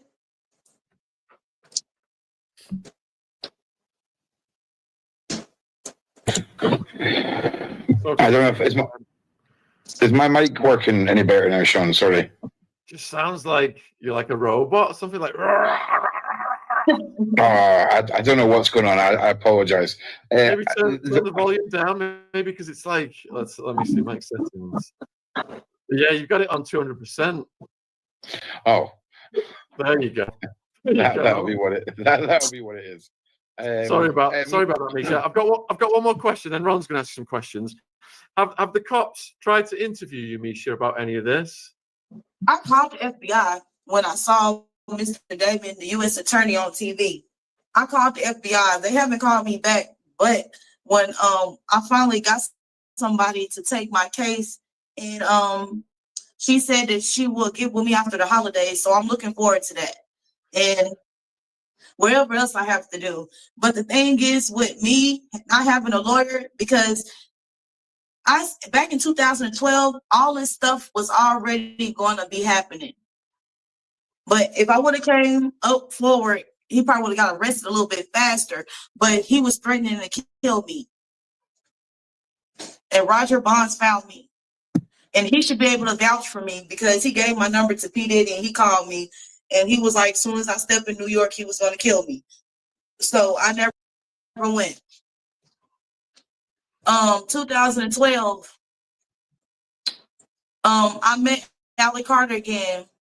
Last time I seen her, I was being raped by Akon and some other dude from out of Dubai or somewhere, and they were fisting me. And Allie sat there, but she had to play her role because everybody had to survive. When 2012, Allie Carter, everybody got in contact with me, and I sent her my documents of everything that happened. So she has, if anybody can get in touch with Allie Carter, she has the original documents where I put everybody's name in it. And they asked me about Blink Twice. I told them I didn't want no parts, but y'all can make a movie so it could be awareness. I didn't say I sat down and I came up with I said that they came from my police report. I never said I helped write Blink Twice. I just said it was based off my police report. Misha, Jaguar writes in the chat, she's watching this. She's a friend of the channel and she's been helping a lot of people. Are you okay if she comes in to the live stream and talks to you with us? I love you, Karen. You welcome. Yes, she can. I don't have no problem with her. Just wanted to get your permission for that. And we've got loads of questions from the viewers as well. We're going to get to. Are you getting help now? Yeah, like she gets ready to come up. Psychological help, spiritual help. I have spiritual help. PTSD, that kind of thing. Yeah, like I don't know what else to do. My mom, she's helping me as far as so many different. Okay, wait a minute. If a man really hated ads, here's what he would do. Day one, he would install Pi on his computer without spending a dime because it's 100% free. Day two, he realizes how clean and clutter-free his browsing experience has been since he got Pi. He doesn't have to deal with annoying cookie pop-ups or targeted ads. Day three, he can finally binge YouTube and Twitch. Occasions. Yellow pops up. The weirdo guy with the glasses, the heart glasses. That's all right. I'm gonna be doing. Oh yeah, I forget about the replay. Trying to alert the girl that danger was there. I mean, it was a very elegantly written piece. And get my brother. I mean, I've said myself that I have no doubt in my mind. I want to get my brother-in-law that y'all they spoke with someone who had been there. So I just yeah, it's true. They took it from my police statement. Thank you for always supporting my child. Interesting. What year was that? That was 2012. Okay. Now, you said something very interesting the other day. And let's just be clear. There she go. Neither one of us have spoken online, offline, other than with Tanya, correct? correct? I'm coming on tomorrow. I've seen you. What I told Adrian is that I seen you in the club, and I remember you speaking about. I would definitely be on here tomorrow.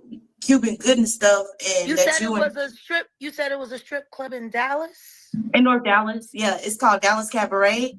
Dallas Cabaret North and Dallas Cabaret South. Cabaret, and this was, you remember it specifically? It was in 2012.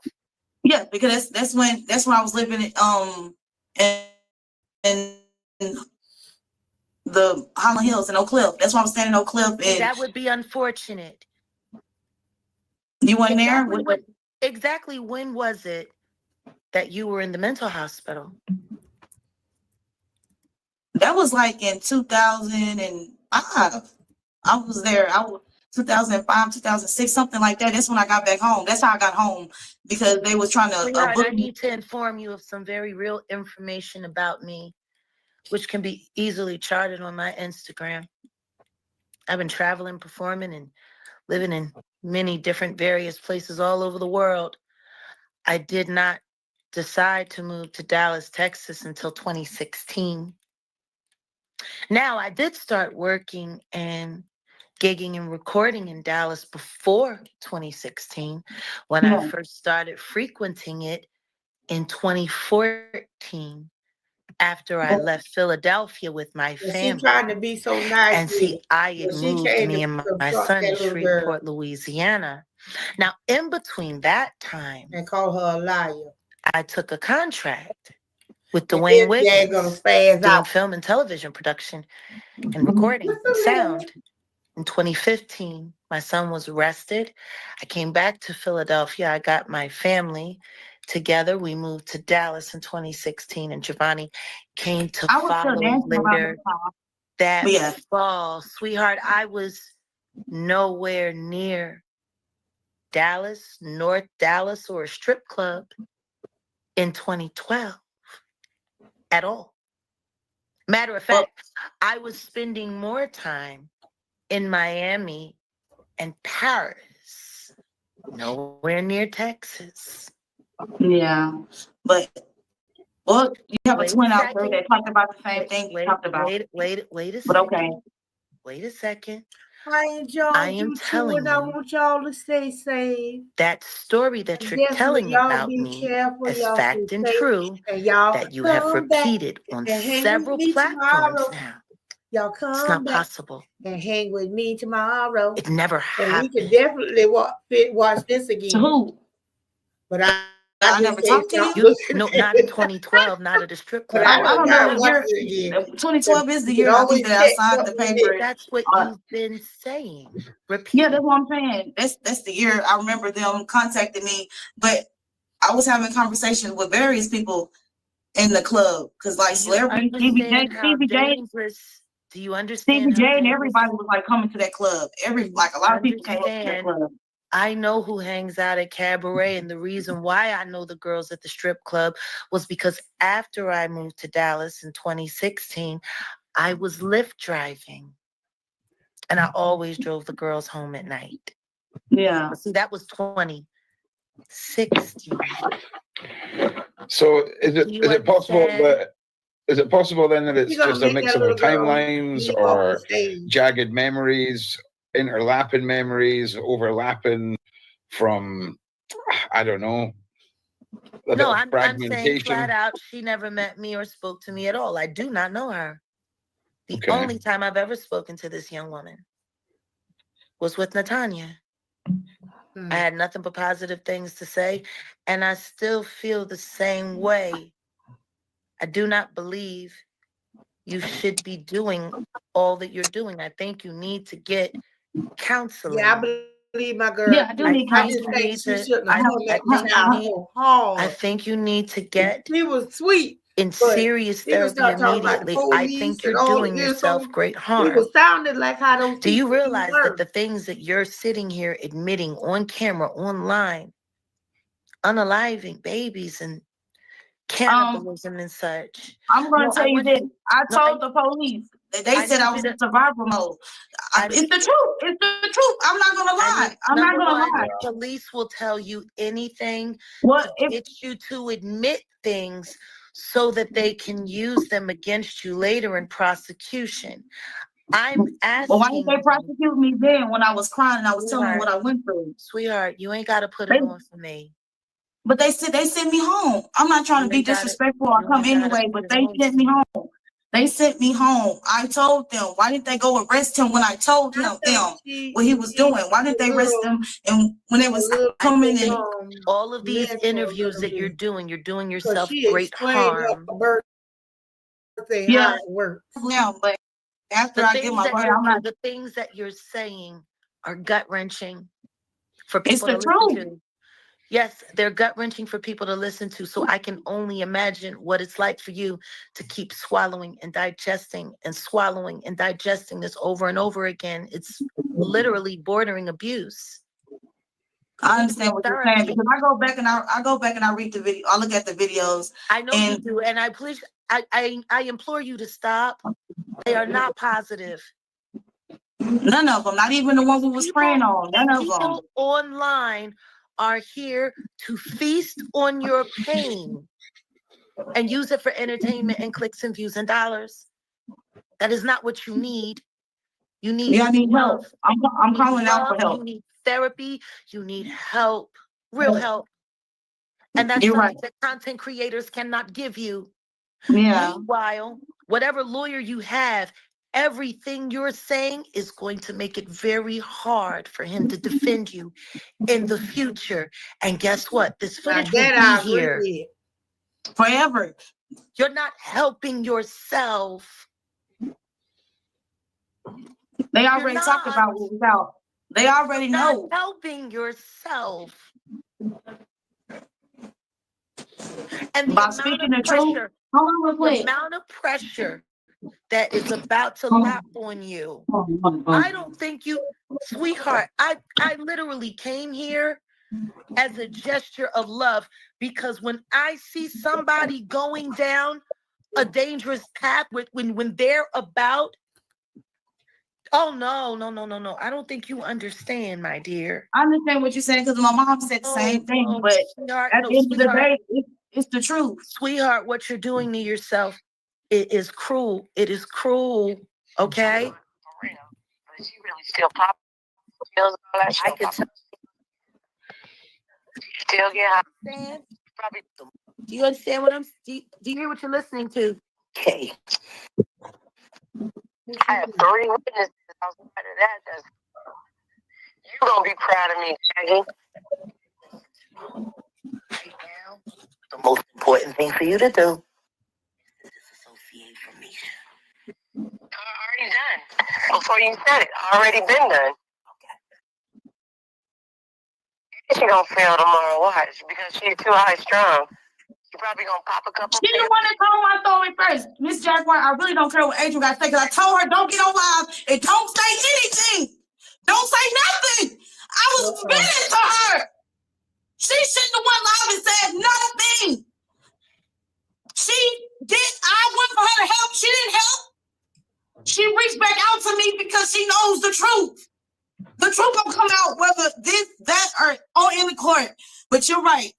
That's why I was telling him I really don't want to do any more lives because it's not helping. I'm thinking I can release and talk about it, but it's not helping. But people in the world need to be aware of the things that's going on. This is not healthy. This is not therapy. Prostrating everything that happened to you before a group and a pit of vultures is not helping you. It's not, but it happened to me, and I've been shut up all my life. I've been shut up all my life. They've been telling me to shut up. The woman that brought you online is now contradicting everything you're saying. That's her. She fired Lionel, and now you're being represented by him. There are conflicts of interest in this thing out the wazoo. Please stop this now.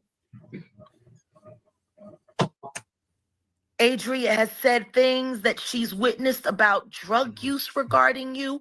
I don't know what drug use she regards me. She saw me because I don't. What drug she saw me do? Other than me send her Bible scripture, other than me praying with her. All right, then tell me about Yellow Beezy's house. You being at Yellow Beezy's house. She shouldn't have brought his name up. I told her incident where he saw when they told them to kill me. That's what I said. I didn't tell her get on live and repeat that.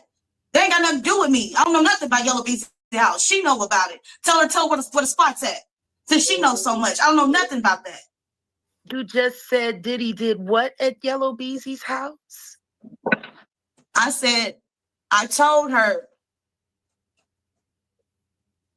that he's telling people to kill me. I was staring at him. You know that house is a trap house. Is it? It's because it's not a house. Why were you there? Because I live in the same place. Well, look, let me just put a pin in this for just now, because I think a lot of things are getting brought up. What about Adrian trying to save Anthony Galloway when he was a fucking pimp to her and me? What about that? She don't want to. No, we're not gonna lie. We're gonna tell the truth. We're gonna tell the truth. We're gonna tell the truth. She want to lie. She want to cover herself because she got scared yesterday. Even me and her, we talk every day, and she already get scared because she knew how old I was, and she used me as blackmail to get a fucking apartment that didn't get paid up for 6 months. She got scared because her and Anthony came up with this idea. They got on. He became a model. She started going to Miami. She started being the main girl freak off. Her and Superhead were into it. I remember all this stuff. Yeah, so I don't know if you guys can hear me. I'm hoping you guys can hear me. I'm going to put a pin in this just now. We're kind of touching on topics and areas where you think discredit me. I got her recording a minute in. I got recorded. See, everybody playing chess think I'm playing checkers. I got her recorded. I got her recorded of I recorded our conversations.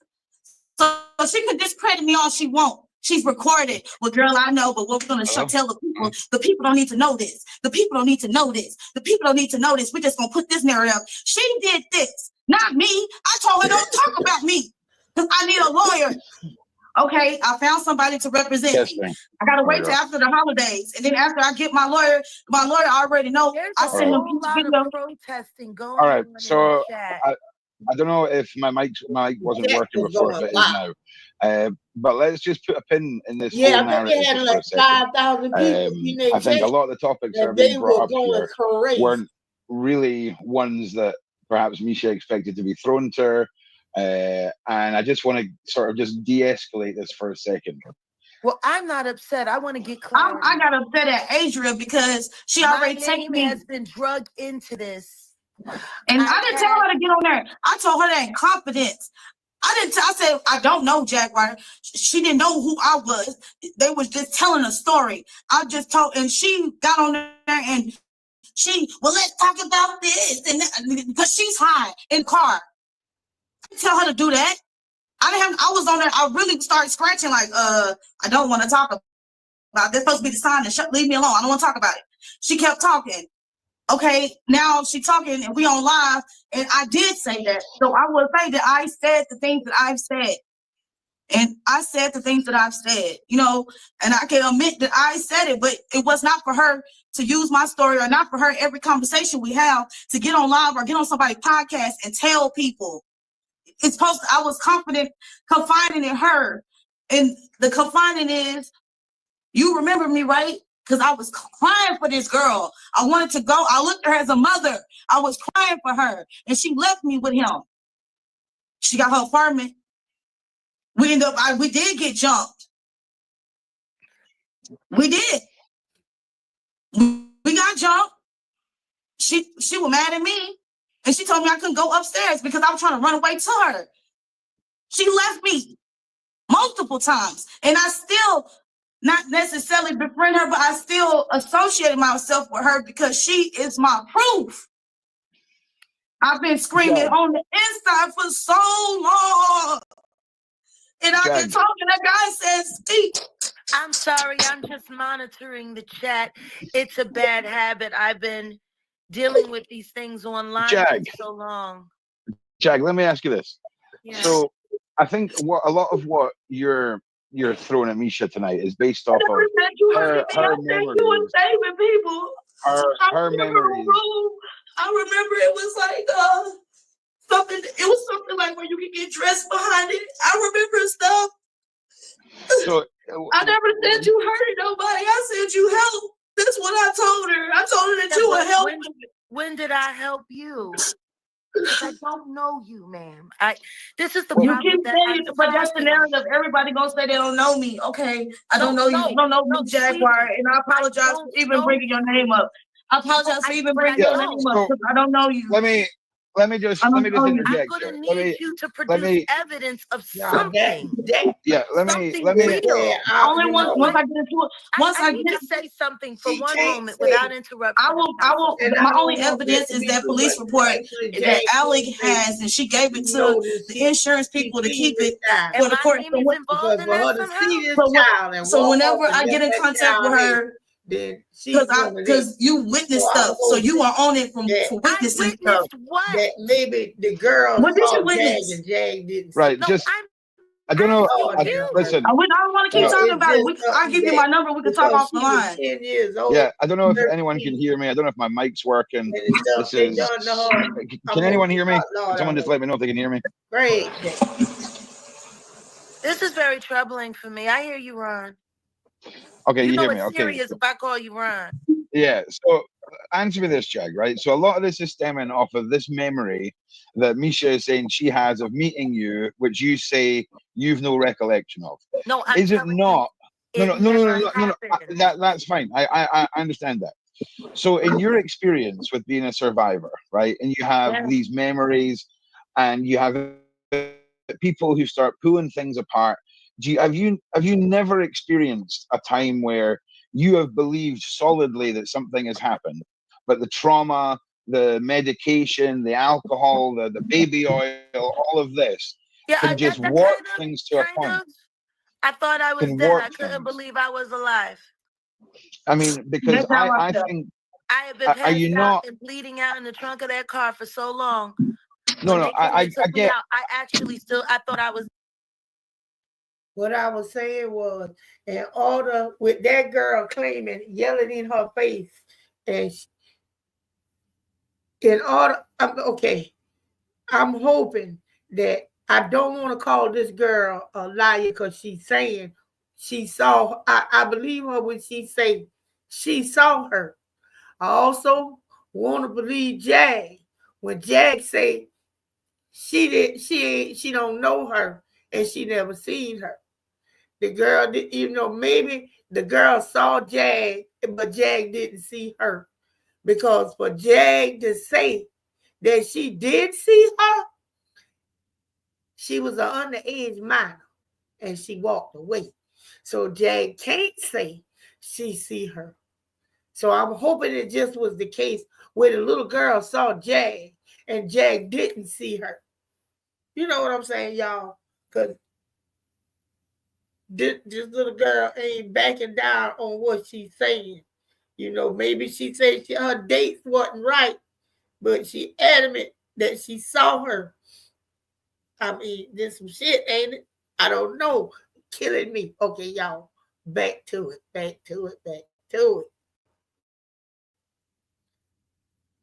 Dead.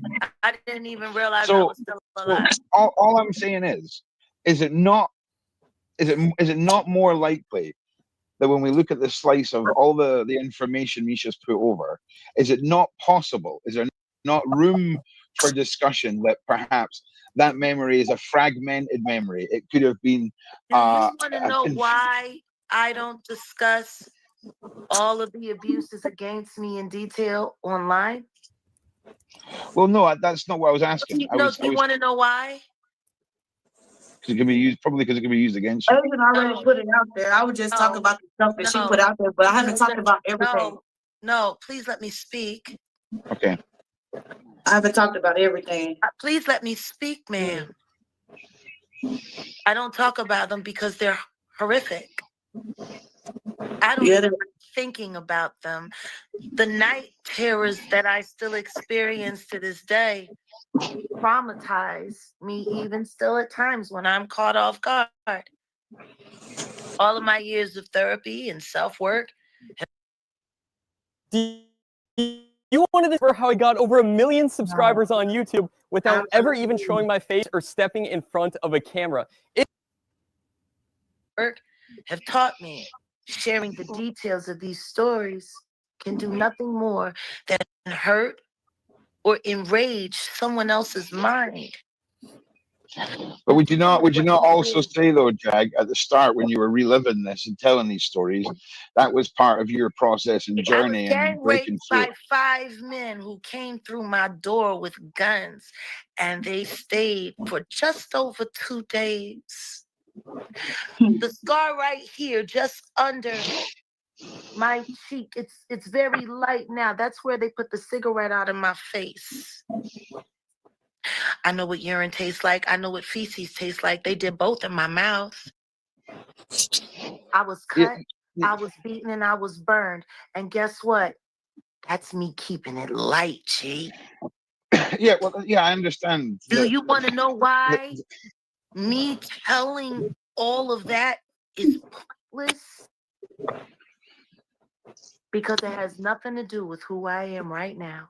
But she still just told it. Yeah, but I don't know if she told it before, but she's telling it now. The point of what I was saying was, it's not about who you are right now.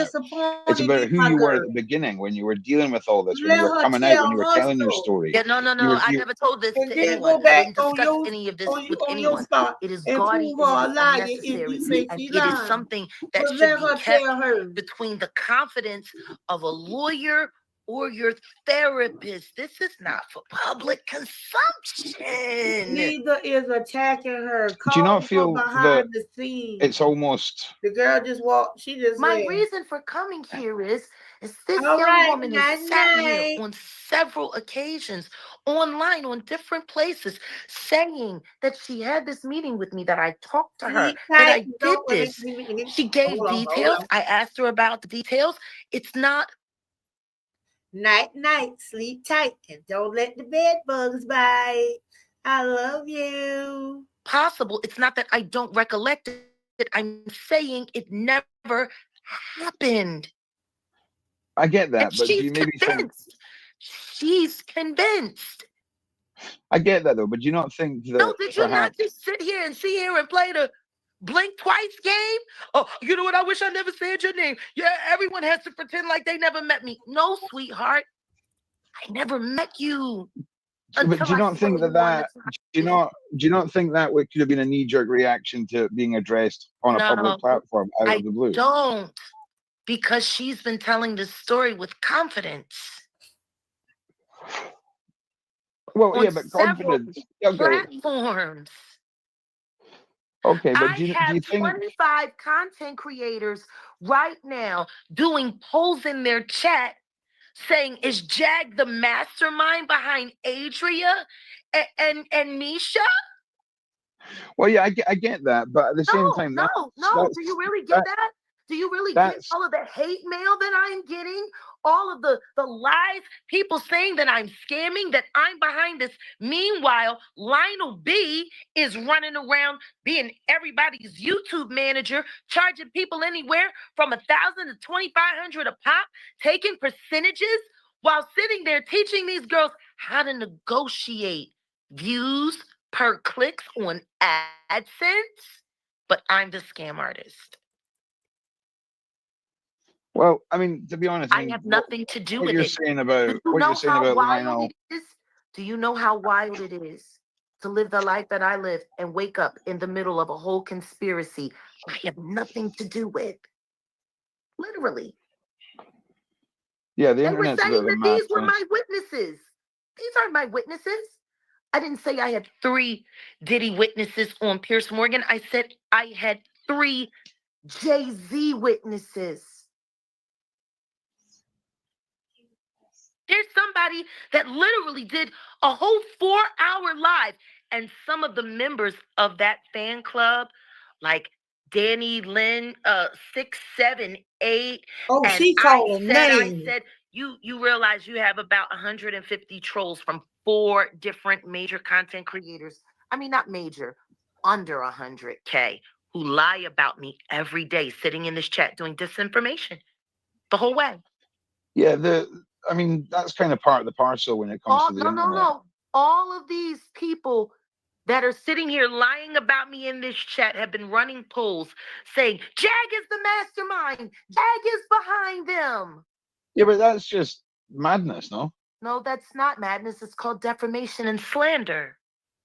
Well, yeah, but it's also the internet. I mean, you can't stop all of it, right? I gotcha. But it's one thing to enhance. I mean, don't get me wrong. It's shit. Another thing bad, to sorry. invent it. Yeah, I mean, work with real survivors. Yeah, I'm not taking away from anything you're doing or your story. No, I get it. Trust me. I just got one woman out of jail. I have another woman sitting in a mental hospital behind the Akon thing. This isn't good for them. And having people trying to paint me out to be some kind of opportunist or liar or scam artist or mastermind or what, like, this is insane. But do you not think then if you're I don't mean no harm, but unless it's public knowledge that this woman is in a mental hospital, guess what? People gonna be trying to find this lady. That was something she shouldn't have told. I don't mean no harm, but like I say, I ain't got nothing to do with it. I'm just nosy. I'm just nosy. Oh crap! What did I just do? Hold on, y'all. Let me get rid of whatever this is. There, no, it's gone. If you're representing Jag, if you're representing survivors, right? And by all means, we can see Misha's been through a lot and has her own story to tell. Yep. Do you not think that this conversation would have been handled better for her in a different way? No, I don't. All right. Because she's consistently told the same story over and over again and repeated it as fact, and it's not. I'm with you. Hey, listen, I'm here for you. I'm here for you. I'm here for you.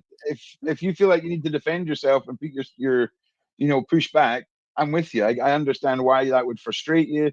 I understand why you wouldn't want your name dragged into something that you're saying isn't true. I completely get that. I got 1,000 extra comments today that I have to ignore or get rid of for something I have nothing to do with. Well, again, though, wishing it's them well the internet. And wishing them help.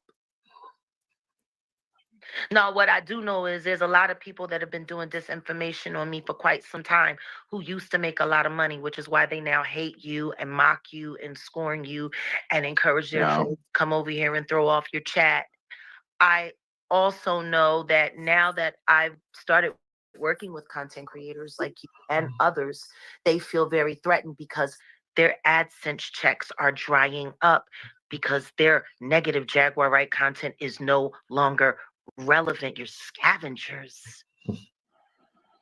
But to make a meal, meal out of these women is disgusting for all of you. You should all be ashamed of yourselves. And to make them sit there and repeat these stories over and over again, and nobody is bothered to get them any kind of psychiatric help or even ask. Forget a lie detector test. Have either of these women taken a psych eval? Well, I mean, I'm going to tell you something right now. If you are a schizophrenic, you come up with stories like that all the time. Trust me. I've been locked in mental hospitals with women who have been extremely convincing. So what are you saying then? Are you saying that if somebody wants, let me finish. If you're saying that somebody wants to tell their story or put their story out there as a survivor, offering a platform to do so should require a psych evaluation, and we shouldn't accept that somebody's ready to tell their story and capable of displaying that. I mean, is that what you're saying? I do not see how her talking about feces, excrement, bodily remains, the death of infants, cannibalism, being saved, mermaids being eaten, sharks with teeth, being drowned, being beat to death, and still being alive. I don't see how any of this is going to benefit anyone who is representing her in any way. Well, is it not more about what she wants? At this point in time, y'all just sat here and watched her try to convince me that her and I had a meeting that never happened. I think it's time for her to get a psych eval. Because if she is schizophrenic, and guess what? Trauma-based psychosis is very real. If she actually went through half of the things that she said, that would be enough to drive somebody into suicide. Was that somebody walking in behind her in the screen?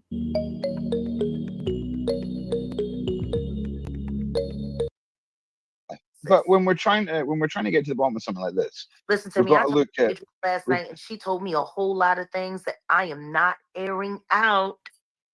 Yeah, but I mean, we have to assume that it is possible that her memory in this instant is jarred. I mean, That maybe her memory what if hard, and I'm trying to help her what if unjar some of it. She's yeah, never met me other than with Natanya Rubin. sure.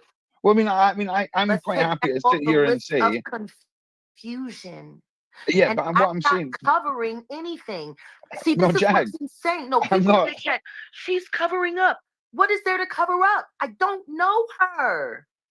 Well, here's the thing. I don't really get why it's so important. Is it not plausible that at a party when she was wherever she was or whatever age she was, I'm telling you, I've somebody never before a no, day in but my life. Jag, you're not just listen to me. I believe what you're saying, right? But I also believe that it's very plausible that somebody could have turned around and said, "Oh, this is Jaguar at a party, misintroducing you." She's convinced she's met somebody that she hasn't, and her misintroduction or mismemory could be something that There are a few people in the business that have my name. One of them is my little brother, Jaguar French. There's another dude who's an MC named Jaguar, and I know a couple of chicks that have been in the game, used to go and hang out at parties, that use my moniker as well. A lot of people like my name. Well, this is what I'm saying. Is it not possible then, rather than making such a hardcore sort of, because I kind of felt like people were it was almost like you were trying to convince people that if this one something that isn't true. I understand that, but surely it's something that we should just move. I understand that there's a good chance that she is wrong about meeting you, and sort of move on and try and support her for what she needs That's fine. to get. I'm Right? asking from this point forward, if you do not have definitive facts or receipts about me, please do not say my name. Like, seriously. Yeah, that's fair enough. No, there's 25 thumbnails with my name on it attached to this, and it has nothing to do with me. Half of them are saying that I'm attaching myself intentionally because I'm clout chasing who? Now, don't let me, I don't want to be cocky, but let's just be honest. I get billions of views worldwide, not millions, billions. Who am I clout chasing? Who do I am the clout. Who do I need to clout chase? Especially little internet Sputniks that come out of nowhere and flash out of the pan and get 1 million views and think you done something. Do me a favor. Do that every month, every time you come out. Every month. But to do it back of someone else's name, that's just not right. It's not right.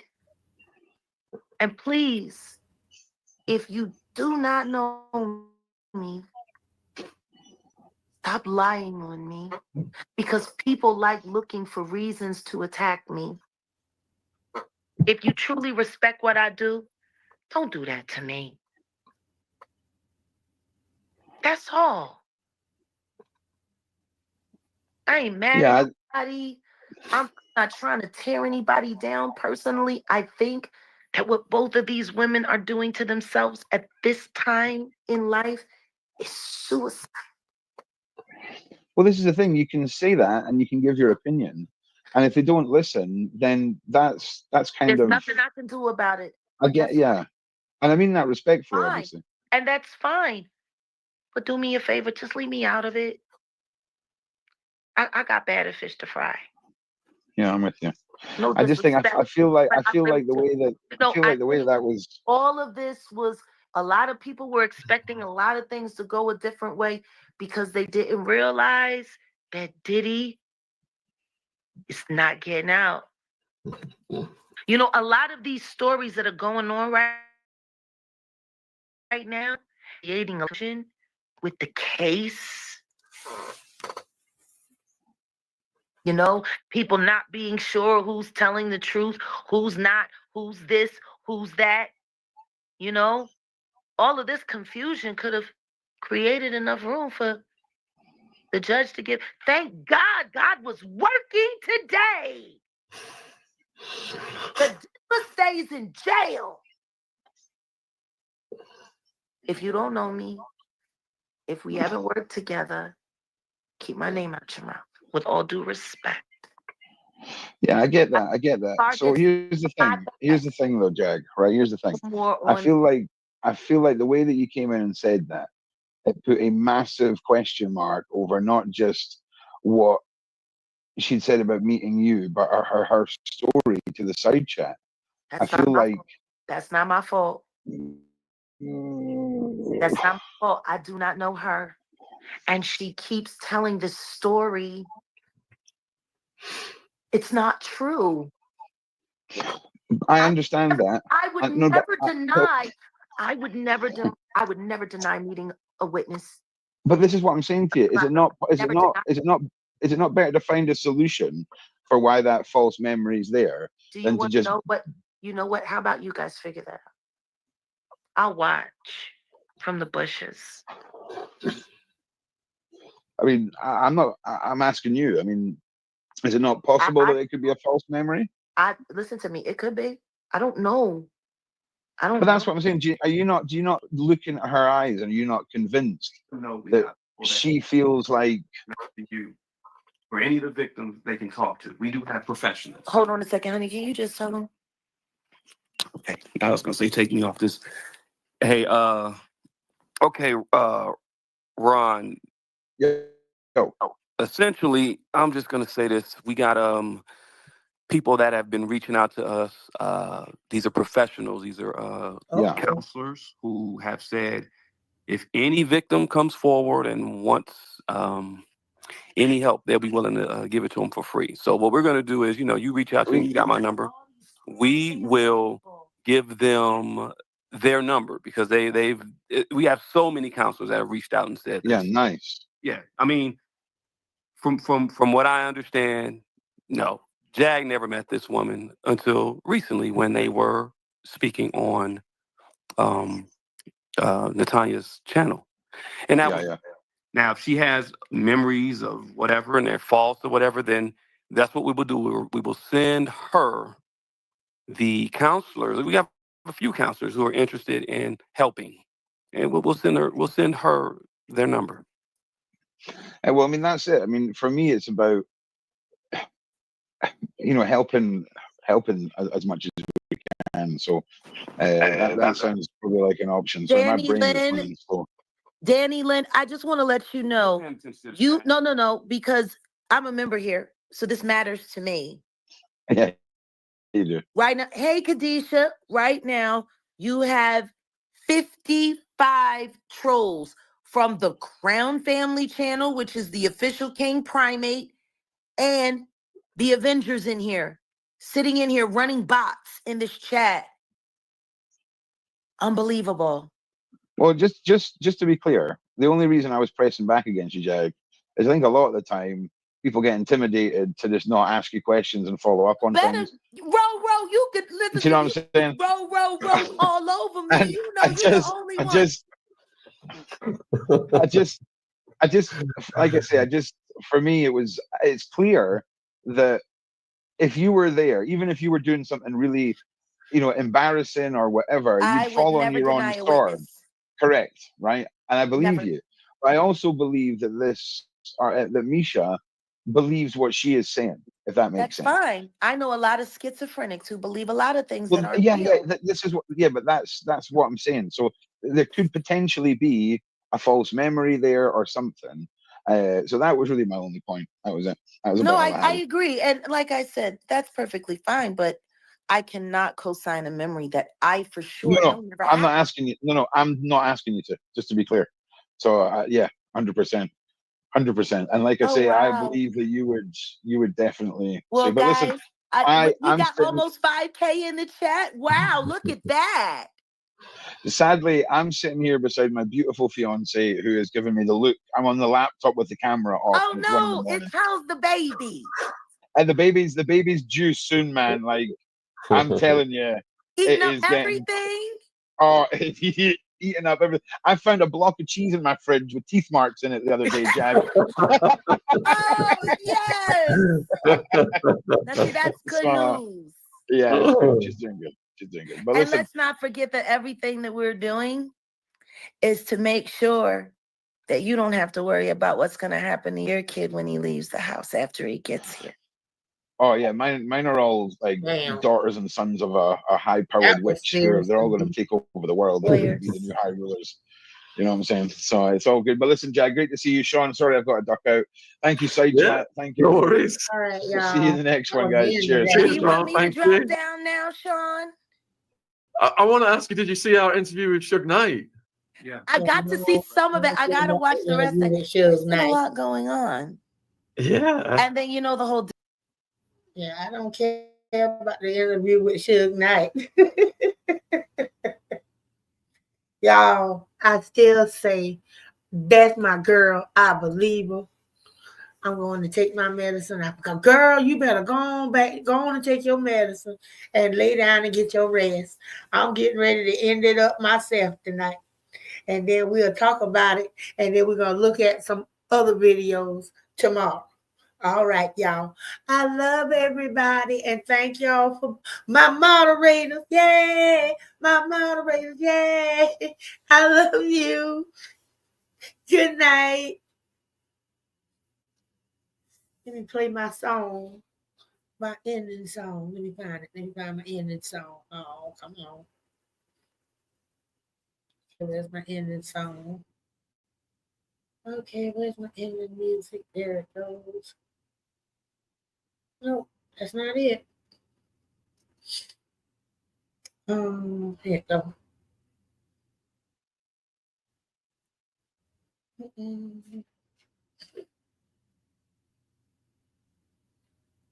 All right, y'all. I even got a going out song. Hold on, let me find my going out song. Okay, come on with the going out song. Okay. Is this it? Nope, that ain't with my damn going out song. Oh, hell. I got a going out song. Watch me, I can't find it. That's sad.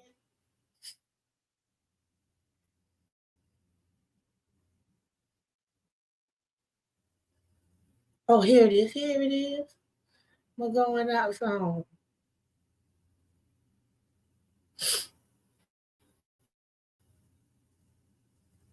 Okay, get on and play.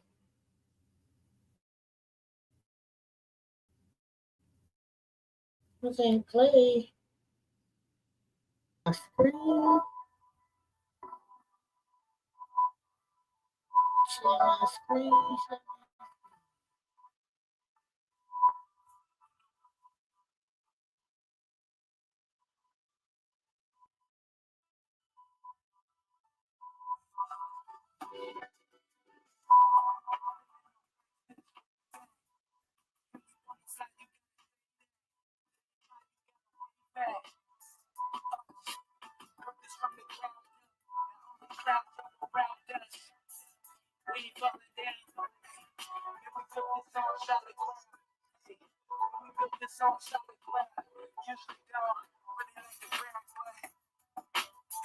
I feel it's necessary. Risk, man, it's very scary. But we in it to all cause, like your secretary. Hard work, but when I lay up, you still quiet, couldn't see me on your radar. I'm just pulling strings like I play guitar. Way up, way hard to reach like we stay far. No free, but I swear that it's sweet. I need the checks, but they comparing the sneaks. Push the green like I'm wearing some cleats. Money talks, I'm preparing the speech. We need the